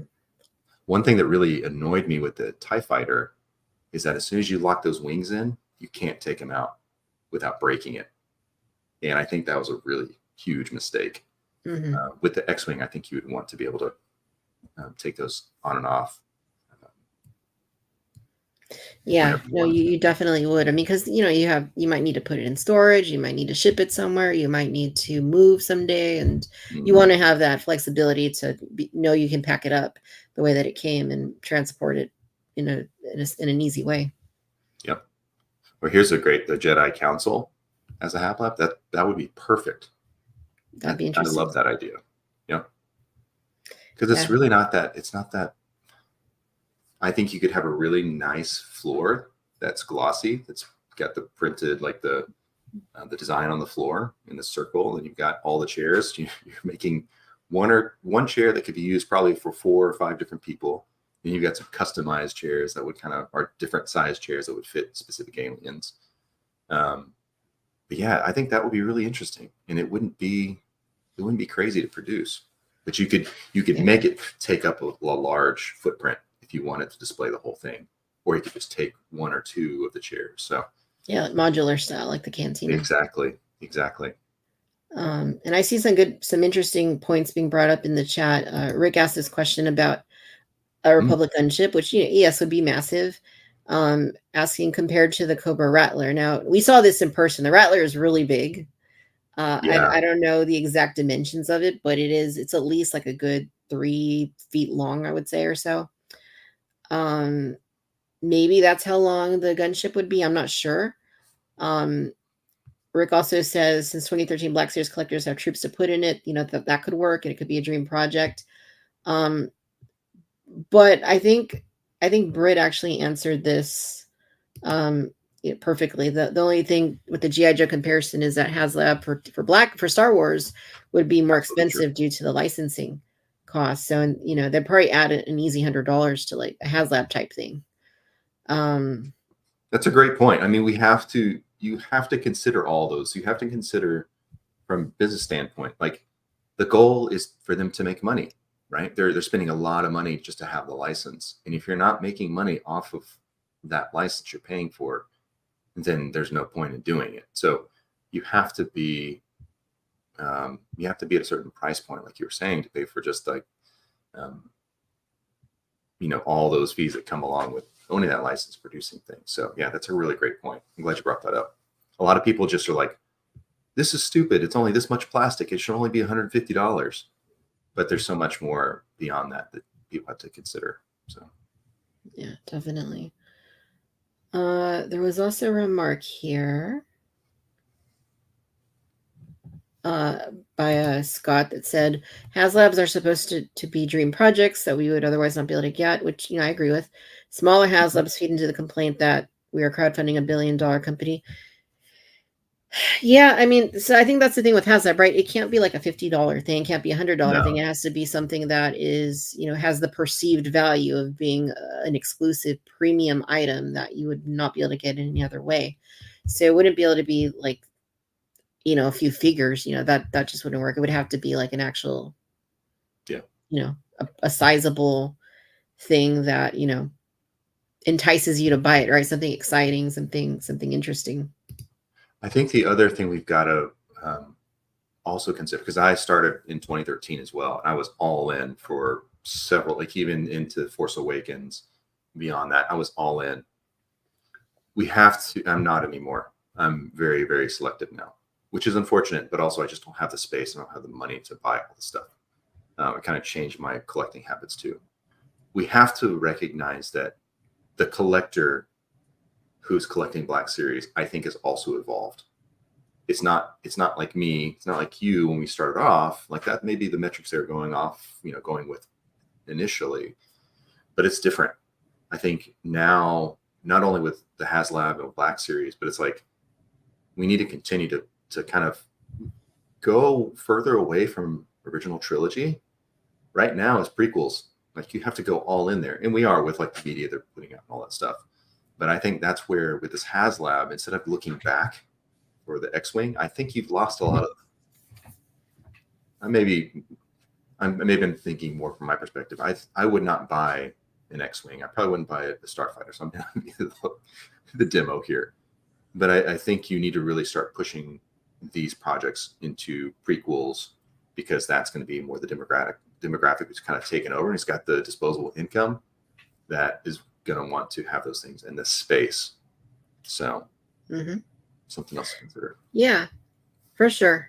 Let's talk about you did a poll earlier on Instagram asking people to, what they would like to see in terms of a Black Series HasLab. And so I'm going to go over some of what was said. Cad Bane's ship, somebody mentioned, because it would be small and manageable. They also said sexy. I don't know if I would agree with that necessarily. But we'll take it. Someone said, actually, Britt here in the chat said the Bendu. Yeah. Oh, but I think she was joking. And then she said Jedi Starfighters are it. Yeah. Somebody said the LAAT, which is the Republic gunship. Someone said dioramas or playsets, and run back the Rancor with better unlocked tiers, so like bring back the Rancor. Somebody mentioned the Death Star, which I don't know how that would work. Yeah. X-Wing fighter, a couple people said. Someone says Revenge of the Sith, Darth Vader's medical chamber. Interesting suggestion. Someone said smaller play sets, no examples, but that's what they suggested. Somebody said, realistically speaking, like an X-Wing could work. And another person said X-Wing. So there were a few mentions of the X-Wing. I also asked this question when I posted that we're going to be doing this chat, and someone said that they would like to see the Blurg. That now that it's being done in TVC, that that would be a fun one to see. And I mean, I think that would be kind of cool, honestly. But I don't know if that would need to be a HasLab, because they've done like the Dewback, which is probably going to be about the same size. So I feel like maybe that could be like a mainline sort of thing if they were to attempt it. I think it'd be great, honestly. Not as a HasLab, for sure. Yeah. Dewback was such an underrated. I mean, not underrated, because I think a lot of people liked it, but man, that was an awesome creature. Yeah. And then my friend Chris Swansky replied that I'm dead to him because I suggested a Black Series HasLab should be the next one. I know he's kidding. I can take it, Chris. Trust me. Yeah. What do you guys think here in the chat? Let us know what you think. We have something in mind that we're gonna get to in just a little bit, that we're gonna pitch as what we feel would be a really good, would be for us perhaps an ideal Black Series HasLab. But before we do that, I want to hear from you guys. What are your thoughts on what you think would be viable? Not just something like, oh, the Death Star would be cool, because it would be, but it'd also be the size of an actual car. Yeah. And it has to be realistic, has to be viable, and it has to have mass appeal. I think that's what they're kind of working towards when it comes to HasLabs. And I think that's pretty self-evident from the Ghost, the Razor Crest, the Cantina, the Sail Barge, long requested items that also appeal to, a pretty large demographic, because they offer something new and fresh that we don't already have in our collections. I agree with you, Jason. The dewback was a great. It's a very nice piece. It's one of my favorite Black Series pieces. They did a really good job on the dewback. Even the toes are articulated. It's a really good figure. The toes, the tongue, yeah. Yep. That was really cool. I love it. Somebody said, like, when you were talking about the Death Star, maybe it is like the Death Star, like different rooms or corridors, or that could be really interesting. I really did like the idea of the Darth Vader, Revenge of the Sith Darth Vader medical chamber, because then you could also bring in more droids. You can have a different version of Vader, so that could be exclusive, and then obviously the Palpatine that's maybe a little bit more, I don't know, just another version of it. But I think that could be cool. So I was trying to look at some of these other comments. The Jedi Council, I think, is still pretty awesome, because you would have, how many? I'm trying to remember how many were on the council, but it's like 12, 10, I think. 12, yeah. So I mean, that's a lot of figures. So it would have to be a decent price point. All right, so let me take a look and see what people are saying. So we have a suggestion from Adam for the Solar Sailor. Interesting. Yeah, that never even got done in 3 3/4. So I mean, I don't know that they would go with that, but it would be interesting. I mean, imagine how it would work. I mean, I don't even know how it would work. How did the Solar Sailor work? It had like a big like sail on it, right? Mm-hmm. Yeah, like, because Dooku was, for all his, being a count and for being the leader of the Confederate systems, like, and all that, like, he was still very conscious about the environment. So he had a Solar Sailor. Yeah. Leading the charge. Yeah. Josh says the best spin No I Am Your Father set with removable parts. So like a diorama. That's interesting. The best. Oh yeah, that would be cool too. Britt says that Jedi Survivor, her Jedi Survivor heart wants every single color of Nico for a HasLab. That'd be fun. Yeah. John Miko says creature pack with Blurg, Bantha, and Mudhorn, like all of them at once. That could be interesting. Britt agrees. A Geonosis Arena creature pack could be interesting to see. See, that's where you're talking, because then it's multiple creatures in the HasLab. And that's not like it's not a tier. It's like you get these 3 creatures, and then the tiers are like the poles that they're chained to. Those versions. Those are the unlocked tiers. So I think you got to have all 3 for it to kind of equal that value of like a ship or something. Yeah. Jeff agrees that a Jedi Council is a pretty legit one to do. Red Wagon Diorama says 10 figures for $400. Lots of heads, hands, and accessories. Yeah, I mean, that's interesting. I don't see them doing the figures, like, even for like TVC. I don't see that ever being like a HasLab. I mean, I would like the idea. I like the idea of like figure packs, but I don't think they would ever. I don't personally think they would ever do that, just because the price of per unit would have to be exorbitantly high for such a limited run. Gungan City. But I still think you could do like platoons of soldiers, and you would only get some of those really obscure soldiers just in that set. So yeah, you might get standard troopers like in the main line, but I don't know, I still think you could do it. Or like a control module, like where Yoda's like controlling, and you've got like 3 or 4 troopers in this ring where it's like the command base. Like that I think it could work, but I know what you're saying, like the perceived value of that. Well, there's 10 figures, then everybody's going to amortize like or break down. Oh, that means it's going to be $40 a figure, or 20 or whatever. So. Right. I almost wonder if they can't, like, for TVC, they do like the 4 packs, like the army builders. Like, I almost wonder if they can't do that for Black Series, because they used to do like 4 packs. Remember, like around the time of the sequel trilogy, they were doing like the Royal Guards and like some of those kind of things. I wonder if that's like something they could possibly look at. I mean, I know it would be like $100, probably a set, but maybe that could work.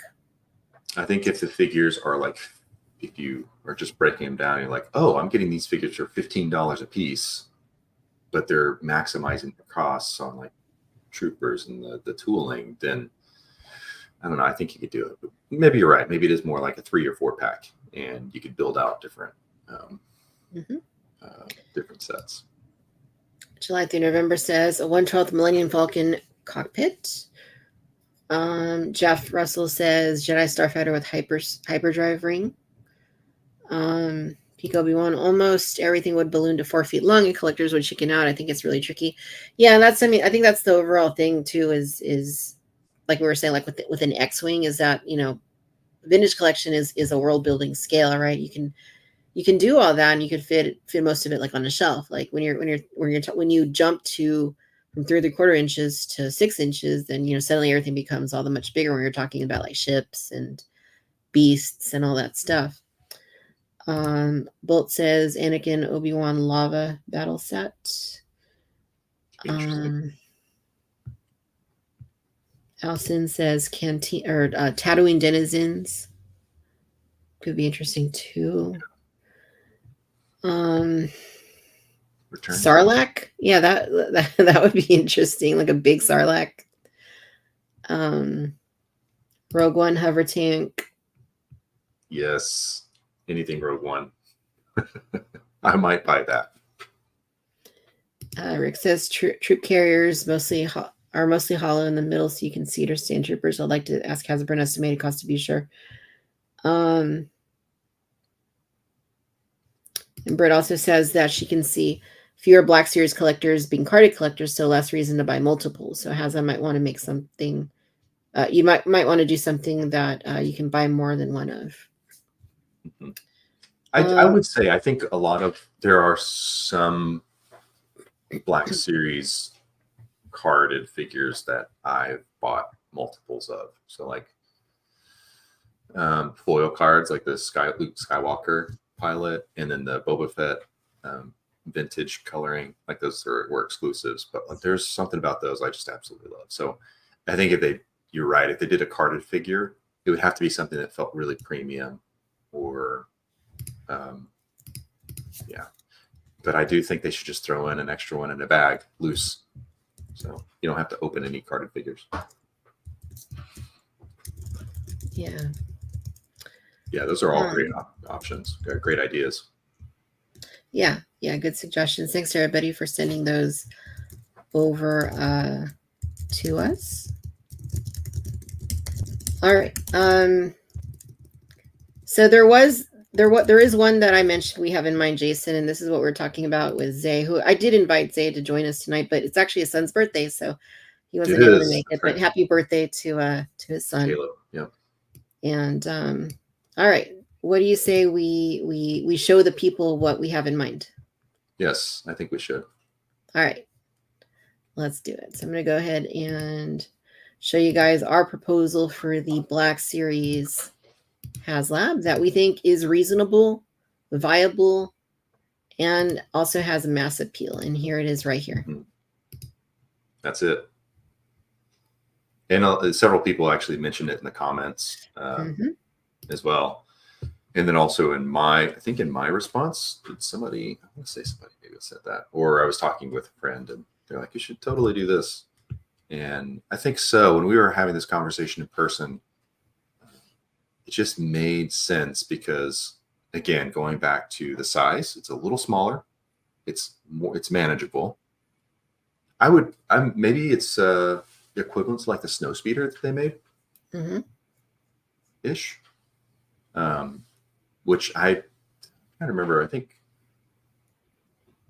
think I saw, like, one of my friends bought it. I think I saw it in person once, but that was still felt big, but manageable. It's the biggest thing.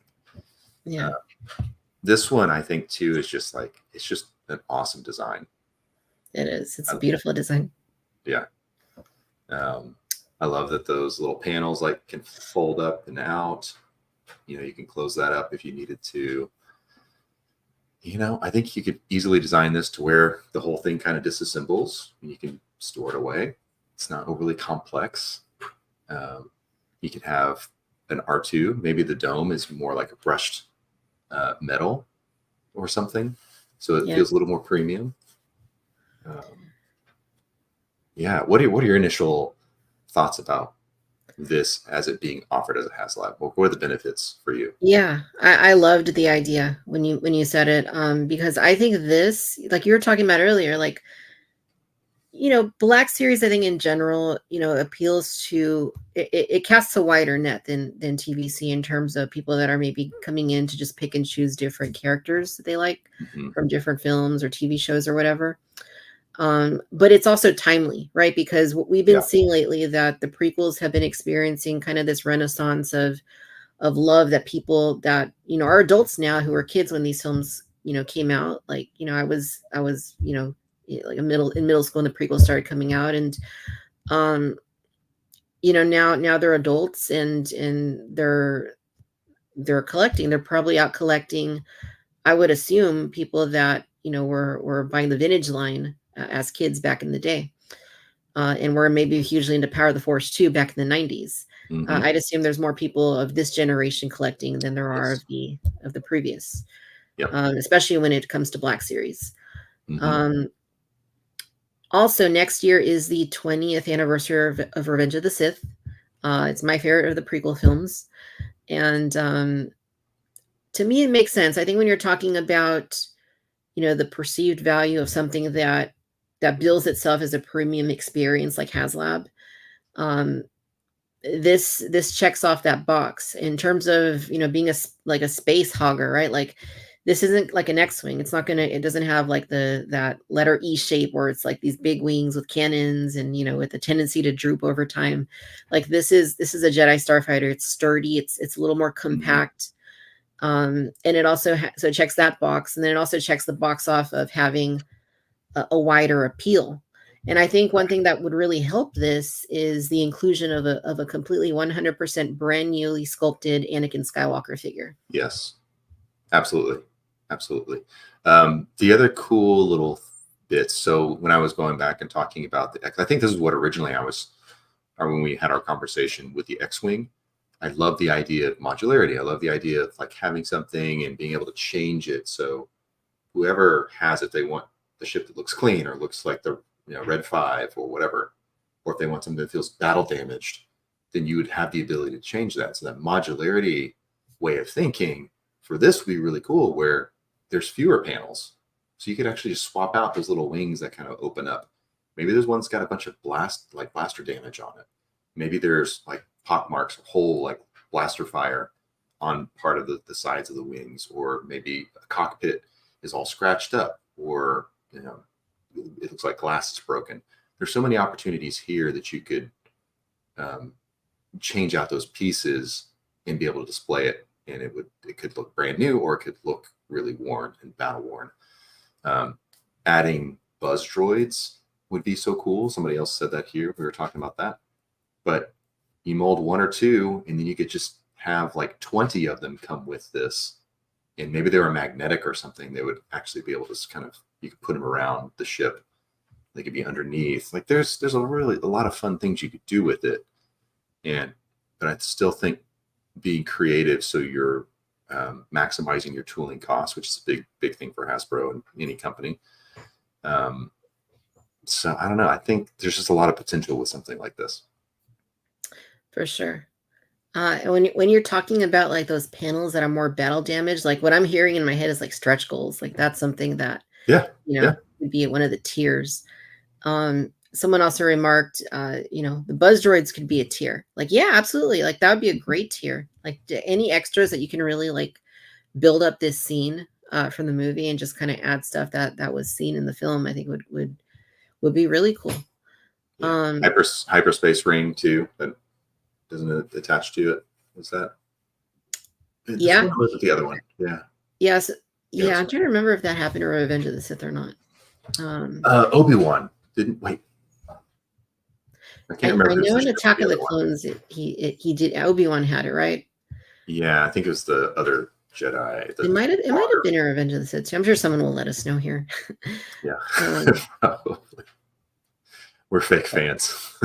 Fake fans.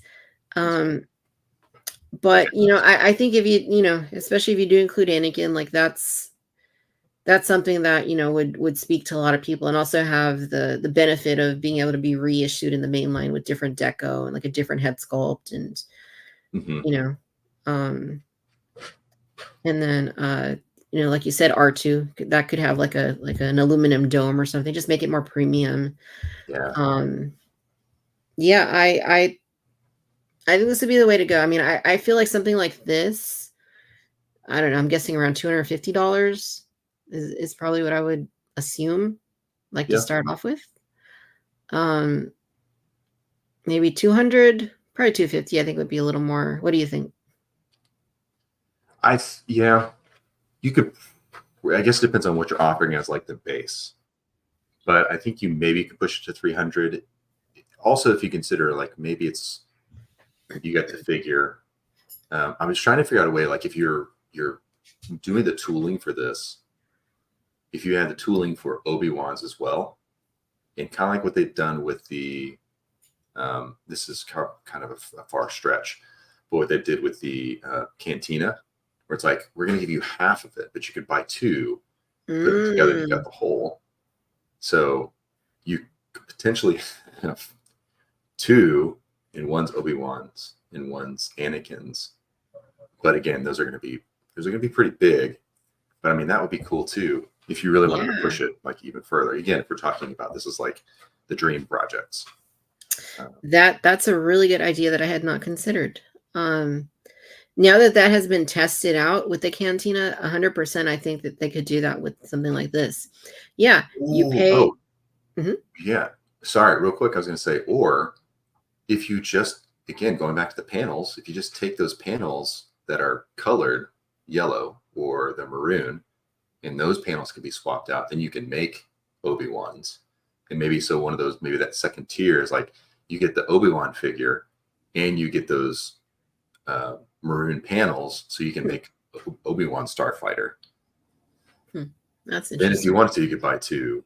I feel like those are the things that could really push somebody that would be interested. But right, yeah, no, that's an interesting idea. Like I'm visualizing now, like you go in basic, you get Anakin and his Jedi Starfighter, or you go all in, you pay maybe 40% more, and you get Obi-Wan's as well. With an Obi-Wan, a brand new Obi-Wan figure, because that's one that probably needs a new sculpt too at this point. It does. Yeah. Well, 2014, I think, was the last one. From that film. Yeah, I mean, lots of room to play with different like ideas and scenarios within this sort of a campaign. And I know there were other Jedi who had this Starfighter. Like sometimes I think maybe in the comics, but then I don't know if we saw anything in the films. Did Plo Koon? No, I think he had a different ship. But again, if you're building basically the chassis of this ship, and then all the pieces, the wings are different wings for different Jedi, you could go crazy with this. So you could have basically, in essence, you could have 3 different Jedi Starfighter looks with 3 different Jedi figures, 3 different droids to go along with it, and then the buzz droids, the additional accessories like the panels. Like there could be some really, really cool value I think they could pump into it. Totally. Yeah, I like it. So I would back this. Like the Rancor did not, this I would back, because like I said, I love that movie. It's my favorite prequel, and I love the prequels in general. And this is something that would appeal to me. Anakin, favorite character, a vehicle that I love. Yeah, I think it checks all the boxes. Like we said, it's got the mass appeal. It's the price, would probably not be terribly bad for something of this more compact size. It's not going to take up an entire like corner of your room. It would probably work on the shelf. Yeah, for me it checks all the boxes. I think it could absolutely work. So yeah, that's why I think that's why we think this would be a good candidate for a Black Series HasLab. And the more I think about that, if they did it that way, that might actually be something that I would be interested in, because I do really like this design. That could be really, really, really cool. So, yeah. Hi, Arthur. We were talking in the chat and also seeing him here. He thought I was two different people, I think. Oh, that's funny. Yes, it would make a fine addition to our collections. I agree. A fine addition to our collections, indeed. All right. Well, I don't have much else to add on that. Just, Hasbro, if you're watching, that's our pitch. Hi, Hasbro. Hope you're watching. Yeah. Yeah. If you're watching, that'd be our pitch. All right. Well, very cool. Thank you for discussing that with me, Jason, because that was that was a conversation I feel like we didn't really finish. So I feel like now we're able to kind of give it a little more get into it a little bit better. So yeah, I agree. Yeah, that was fun. And I think even just being able to have more time to have the conversation, and then also having it with everyone here in the chat too. It's just like ideas upon ideas and ideas.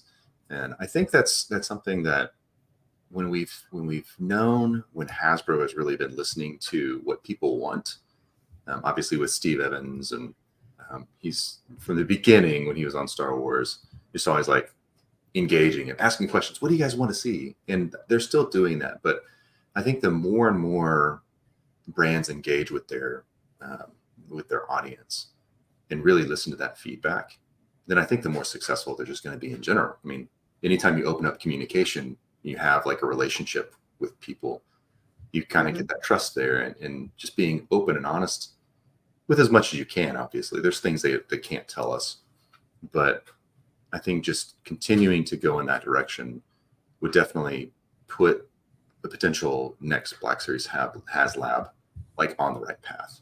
But I do think you don't want to strike out a third time, right? So maybe there's a little bit of timidity of doing it. But I think it could be done. So if it's this, or even some of the other ideas that were given here are actually pretty great. So it's just a matter of just having a good strategy and game plan, which I think they're really capable of doing. That's what it would come down to: strategizing and selecting good tiers that are achievable to be unlocked, and also appealing. Yes. And yeah, I think they could definitely crank out after all this time, I think they could crank out a pretty decent campaign for something like this. I think so. I have faith in them. Yeah. I did too. All right. So what do you say we go over to our next segment, which is new acquisitions, things that we've added to our collections? Yeah, I got a couple things. I'm excited. All right, here we go. New acquisitions. All right. I love the clips. They're so good. All right. So we're going to talk about brand new things that we've added to our collections lately. So I always let the guests go first. So Jason, I'll let you show what you've got that you want to show and tell for our audience here. So a few things I want to start with. A couple of friends of mine. So one is 9 to 5 Warriors. Brandon is been working on this line for like the past 15 years, like just from the ideas and concept in his head. I've got the first wave is like 4 of them, but if you're familiar with like the Food Fighters from like the late 80s, this is basically kind of a riff on that, but its own characters, where it's like the 9 to 5 Warriors are different things that you would find at the office, right? So you got this guy, Colonel Custard. Nice. And I forgot what this guy's name is, Major Eraser. And so it's just fun, like all these different things that you would find in the office that have come to life, right? Kind of like the Ooze type story. So it's really brilliant. And the other thing, the branding, for me being a designer and just loving, toys and collecting too, it like hits all like those points. And the packaging, the designs of like how he's promoting them. He's got some animation that feel like old, like kind of cartoon, like commercials and stuff. Just perfect. So that's the first one. And then let me do one more that's also another friend, Spiro Toys. This is Animals of the Warrior Kingdom. Ooh, that's cool. Awok. And so this line is relatively like this is a 112 line, but a lot of really cool. This is a Kickstarter that he did, but a lot of really cool designs from these figures that he created. But they're kind of like beasts, but like bipedal pedals. So Yeah, it's really neat. cool. I Yeah. love So that. that's Animals of the Warring Kingdom by Spiro Toys and 9 to 5 Warriors. 9 to 5 Warriors. That's cool. Mhm. Yeah, I do remember like those food like toys from like the early 90s that used to look Yep. like that. Yep. Those were a lot of fun. They're great. Yeah, I don't know what it is about like anthropomorphic like figures and when we make food into Yeah, you know right. an action figure that makes it just fun, but it is fun for some It reason. is. It is. So what's yours? All right, so I've got a lot of stuff. So you guys are gonna have to bear with me, and also let me know what you've added to your collections, guys, that are hanging out with us here in the chat, because we want to know. We'll read them out afterward. All right, for me. All right, here we go. All right, let's see it. So last week I showed off my San Diego Comic-Con Street Sharks by Mattel. I got Ripster. Nice. They're exclusive, but I had also had on pre-order the regular version from Entertainment Earth. So I was able to get the regular Ripster too. And I think this one I'm going to leave in the box because I just love that shark cage that he comes in. Like it's just like a lot of fun. And just in the presentation, like they really did a nice job here. I think this could be like a great like shelf display piece. Great You know, just package put it on the design. shelf as is. So I think I'm going to leave that in the box. That's the very first thing that I have. I still have all my originals that are displayed. That's awesome. You know, I never had them back. I always wanted one back in the 90s, and I never, for whatever reason, got one. Yeah. Yeah, my mom was tuned in a few weeks back or a few months ago now, and I was talking about I never had that as a kid, and then she texted me. She's like, "Oh, I guess I'm gonna have to get you one now." That's funny. I finally got this in. This was the other Comic-Con Mattel That's exclusive. hilarious. Jimmy Buffett. Now, I didn't want to wait in the line at Comic-Con. I'm sure you saw how long it was. Yeah. So I ordered him online along with the Street Shark, and finally came in just yesterday, I believe. So yeah, I haven't opened it yet, but I am looking forward to doing that and seeing what he's all about. I had a Mattel Jurassic World item come in. Nice. And it's a big dinosaur. I'm gonna go ahead and bring it over. We got the Epic Attack Spinosaurus. Cool. So this is one of those that I pick and choose. Okay, so I chose this one. It's a big like dinosaur, but also it's just so ugly. Like it's hideous. It looks like it's got like scurvy or rabies or something. Exactly. But it's like okay, check it out. So you see the bones of its everything's backwards on camera. Like it's got the bones right here of his fin. So like this piece comes up. Oh, cool. And closes over them like that. Battle So he's damage. yeah, battle jam. So he's normal. Yeah, apparently he's also mutated because they light up. Yeah, no kidding. That's cool, though. Yeah, so it's like a big, weird, ugly thing. It's so bad, it's good. Honestly, it's one of those kinds of things. And it's got like the button here. So That's cool, too. it's just weird. It just makes no sense, and it's so ugly, but it's just like so bad, it's good. Yeah, but you bought it, so it's working. Yeah, it appealed, right? Like it won me over, you know, for whatever reason. For it won me over. So he was added to the collection. Serious overbite. Now we're gonna move into there was no Star Wars stuff this week at all. Okay. We're moving now towards DC. Yep. So as you know, Jason, McFarlane's been re-releasing DC Direct's Batman the Animated Series stuff.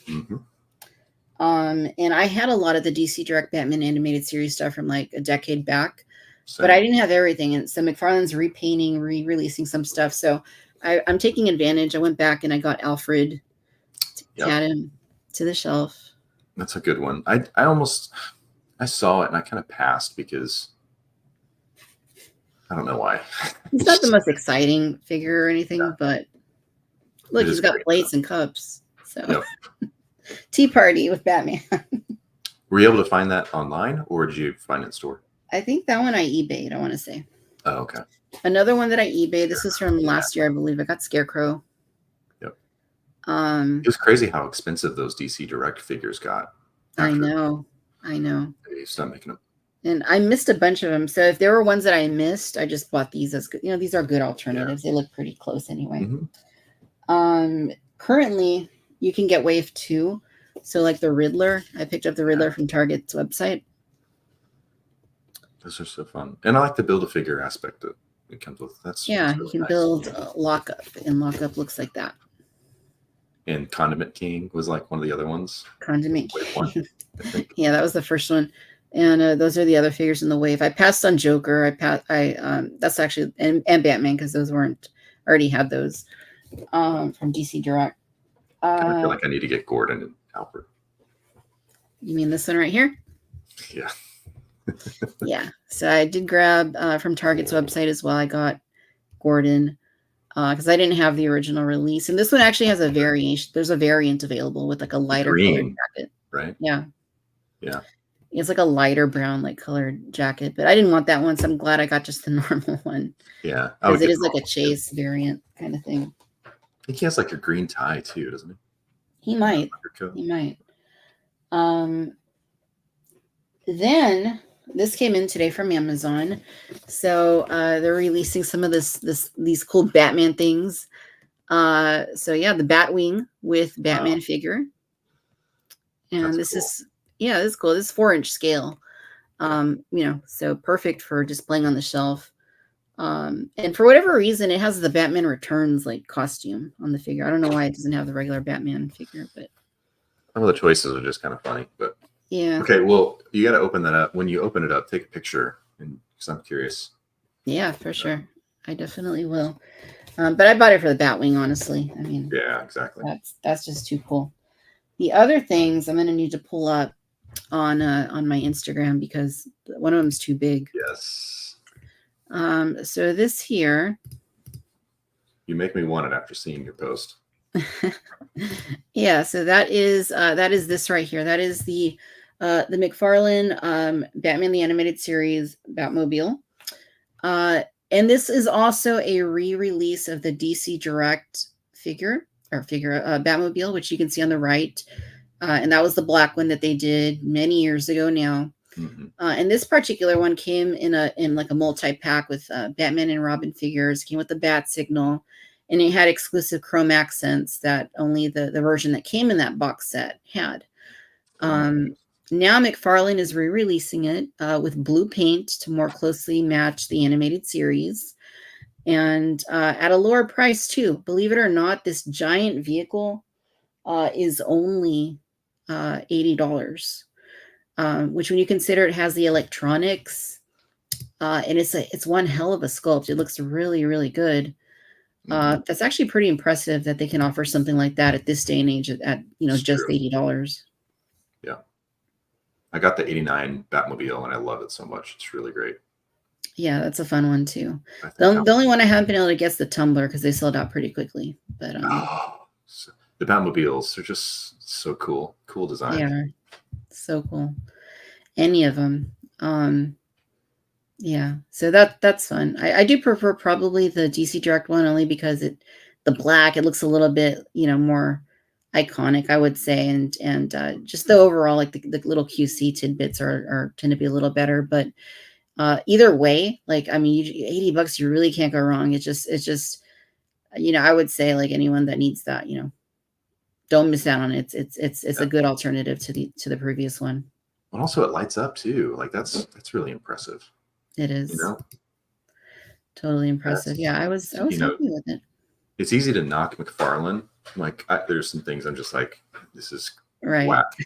But with this line in particular, where they're re-releasing old stuff, it's great to see. And then also it's like there's some really great features here. The fact that there's lights and it's nice. Yeah. One kind of a head scratcher was this is the original one. Like it has like a full on like seatbelt, but the new one has just like a lap belt. So it's just kind of like one of those kind of strange things, like But I'm not. I didn't buy it for the seatbelts. So yeah, exactly. You live Yeah, life dangerously. Yeah. yeah. Also, the light, like on the left, is a little like the one up next to the steering wheel is a little off center for some reason. But Hmm. again, it's not the kind of thing you're going to notice, especially when you have it close the figures. There is another Batmobile. I'll share that in just a second. But I also got this hot toy in. She came in earlier this week. And, you know, when it comes to hot toys, I don't really go outside of Star Wars a whole lot. But occasionally I do. And this was one of those instances where I did. I just thought it was a great looking, the prototype looked awesome. And the final figure just came out really nice. So That's awesome. yeah, so that's one that I definitely felt was a good To one pick up. to pick up. Yeah. Okay, so is it my turn? I've got like I got a one couple more. other things. Okay, go ahead. I got one more, and that'll be the end for me. I haven't shown this anywhere yet because it's just ridiculous. It's just ridiculous. It may well be the biggest toy I have in my collection, the biggest item I have in my collection. Is just pretty nuts. But I had to do it, Jason. I had to do it, so I'm gonna go ahead and share it. I haven't shown it anywhere. Here it is. I went all out on this one. I got the Hot Toys Batman '89 Batmobile. That's incredible. And that's where it's Yeah. going to live from now on, in your kitchen, right? Exactly. That's the only place it can. Oh man, it's such a good. Oh man, one of my friends bought that too, and he showed me a picture of it on the doorstep when it was delivered. I took up the entire porch. I could So sleep funny. in that box. It's huge. It's really big. Yeah. And I don't know where it's gonna go. Like it's probably I'm gonna open it, I think, and just kind of inspect it, and then it's just gonna go right back into the box until like one day maybe I'll have a bigger space to display it. But yeah, it was just one of those things, like, you know, that movie for me was huge. You know, I shouldn't have been in the movie theater seeing that movie in 1999. I was probably like 3 years old. I know, And right? I should not have been there, but I was there, and I was terrified of the Joker. But you know, Michael Keaton is my Batman, and this movie and Batman Returns are the two that I always go back to and just adore. Oh, yeah. So I had to have it. Like there was no way I was. It's kind of like the StarSpeeder, right? It's just something I had to have. Yeah. And I like John's comment. Perfect. Where did Got she get all those wonderful toys? Yeah. Yes, And you got nuts. I got nuts. I absolutely did. For sure. And that's it for me. Okay. So the last thing I want to show is going to go back to 1989 Batman. It's not Yes. something I picked up, but it's something that I created. But I do want to show you a couple of the pickups. So I don't know if anybody's collecting the Street Fighter, the Jada Toys Street Fighter. They're really cool. So I got M. Bison and Dawson are the most recent ones that came out. So again, they just remind me of playing Street Fighter at my friend's house, like when I was a kid growing up. So That's love fun. those. Those are amazing. They're $25. Amazing value, multiple hands, effects, head sculpts. It's awesome. Just to prove that I am a Black Series collector still, recently got the Mando. This is the Nice. Glavis Ring World, I think, Yeah. or the Book of Both. I don't remember which one it is, but I made him a little baby Bjorn, and so this is going to be used for one of my photos coming up with Zay and Spencer. So Black Series and Swip Picks, we used to do like a C3P Bros where we would do Star Wars themed pictures. Yeah, that's right. We did that consistently for like 3 or 4 years, but then we just got busy. So I still collect Black Series. I'm just like kind of like you. I'm just picky and choosing. But the other thing I've been working on this summer, which I'm really happy about, and if you've seen my post on Instagram, Work More or Less, you'll see the main thing that I did. But if you want to get nuts, Ooh, I love that. let's get nuts. Look at that head sculpt. Isn't that crazy? I got this Wow. head sculpt on eBay from a seller, and it was just like, I think it was just 3D printed in like a flesh tone. So I did all the painting on this. I might be able to look at that much closer. That is incredible. yeah, the sculpt was so good. I was like, I've got to get this, and I got to see if I can actually do a decent job painting it. And I was so surprised that it worked out as well as it did. So finished that head sculpt, finished painting it up this week. But also, I don't know if you remember. No, I'm saying this to you, maybe to the chat. I don't know if you remember this figure. So the Bruce Wayne quick change. This is like probably my favorite Batman figure that's ever existed, because you could put on the armor. It's just one of my favorites. So they also had a purple version where it was basically the same figure, same tooling, but it was just a purple shirt. And I believe that came with the Batmobile, like the kind of a coupe, rather, not the Batmobile. So I thought it'd be cool to get, and the head doesn't sit right on this, I need to adjust it, but this is Hawkeye, the Marvel Legends Hawkeye. And so just putting it on there kind of reminds me of that. I could even paint like a little red bat symbol on it. But what's great about doing this head sculpt is now that I can kind of just take and put it on different bodies. This one is actually the Professor Indiana Jones body that I use. Okay. A straight swap. That works really well. But what I have been working on, which I'm most excited about, and I haven't posted this anywhere yet, so you're the first, like the reveal, I suppose. But keep in mind this, right? I made this tech suit. Yes. Bruce Wayne, I should say. Incredible. So this started off as a Marvel Legends Quicksilver, and so you can kind of see like some of the detailing. He's got like tennis shoes, which I thought worked really well for this type of look.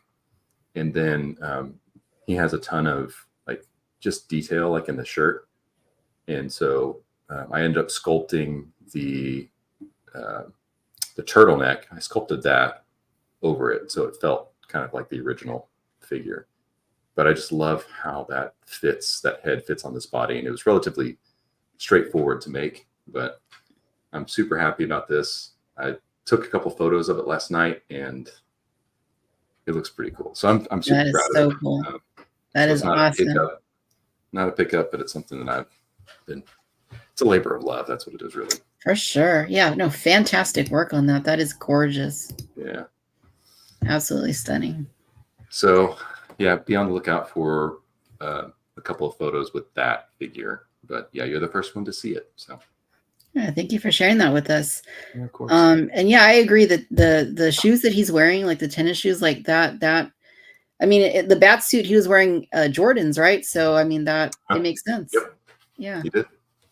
So, and that is, I saw the Quicksilver. I'm like, I think this could work. So I did a little Photoshop mock-up and took a photo from the head sculpt from eBay and like put it on the body and like paint, like basically use Photoshop to make it black and do the detail. And like, this could work. So then I just bought all the stuff and spent a couple of weeks doing it. So that's incredible. I love that. Like, yeah, anything that pays tribute to that old Kenner line, like it's the best. In the feels. Yeah, love it. It is the best. I love that you love it too. For sure. I know we said this last time, but one of these days we'll need to do a social hour like just about like Batman toys. Let's do it. I think it'd be a blast. Yeah, for sure. Awesome. Well, thank you for sharing your acquisitions with us, Jason. And I'm going to go to the chat and see what other people have been adding to their collections. Bolt says, watching through Batman, the animated series for the first time, and it is so fun. It is. Oh, yeah. And Jason, have you seen yet Cape Crusader? I've seen the first 3 episodes. I'm watching it with my daughter. She's 11, and she was kind of in the room when I was watching. She's like, oh, interesting. And just like kind of moved over and sat next to me and started watching it. And then the first episode was over. It's like, let's watch the next one. So I've been slowly going through and making sure we can watch together. So I think we've been through like 3 or 4. So I love it. That's really cool. It's funny you say that too, because I have another friend that his daughter, for whatever reason, just got like latched onto it.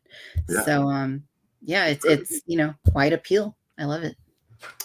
Thank you, Lorena. This color is called Wink of Sleep by Essie, and it's just like purple, like purpley blue kind of thing.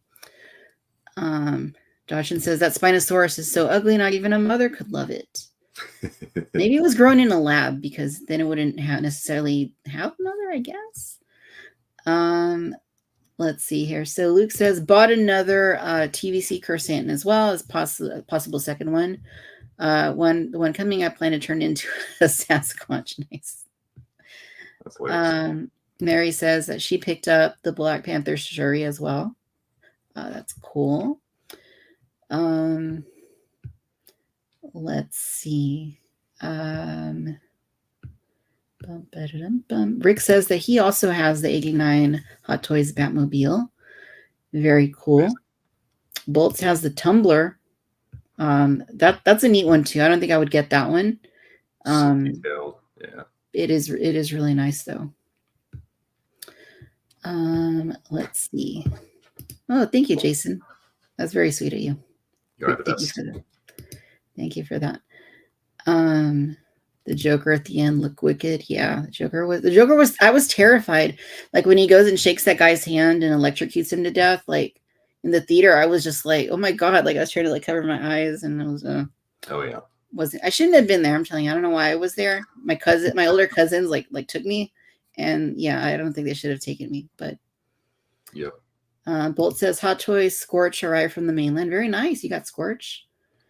That is really cool. Joshton says recently I snagged 2 JP Jurassic Park McDonald's Brachiosaurus and Dilophosaurus for $8. The Dilophosaurus cup has some damage on the rims, but also snagged an incomplete Jungle Explorer for $6.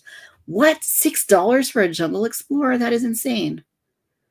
That is absolutely insane. That's like unheard of. Wow. Pico B1 got the TVC Rex, the Micro Galaxy Squadron Ghost. Nice. ATTE and more Gungans for my Battle of Naboo display. Better Ray Bob picked up a Hammond collection. Therizinosaurus. Very cool. Wolverinosaurus. Oh, I saw the Ghost, the Micro Galaxy Squadron Ghost. I almost bought it. But again, I'm just kind of sticking to my target 2 week. Just let it sit for 2 weeks and then try to buy it for a discount. So we'll see. Nice. Adam says, I got my Hot Toys Ahsoka from her Mando appearance and the Black Series Soul, and my Hot Toys AOTC Anakin shipped. I'm jealous of you, Adam, because my Anakin is not shipped yet. I don't know when it's gonna ship. Hollinet says, the Rex Stormy from Target just before the stream started. Very nice. So pre-stream acquisitions. Fetmatic, Mafex Boba Fett from The Mandalorian. Very nice. Britt says, my Indara and Jackie arrived this week. Also added Bosk to my collection at long last. Very nice. Bosk is a really nice figure. Black Series figure. Rick says, received my Hot Toys Mace Windu and Obi-Wan Kenobi Clone Wars figure this week.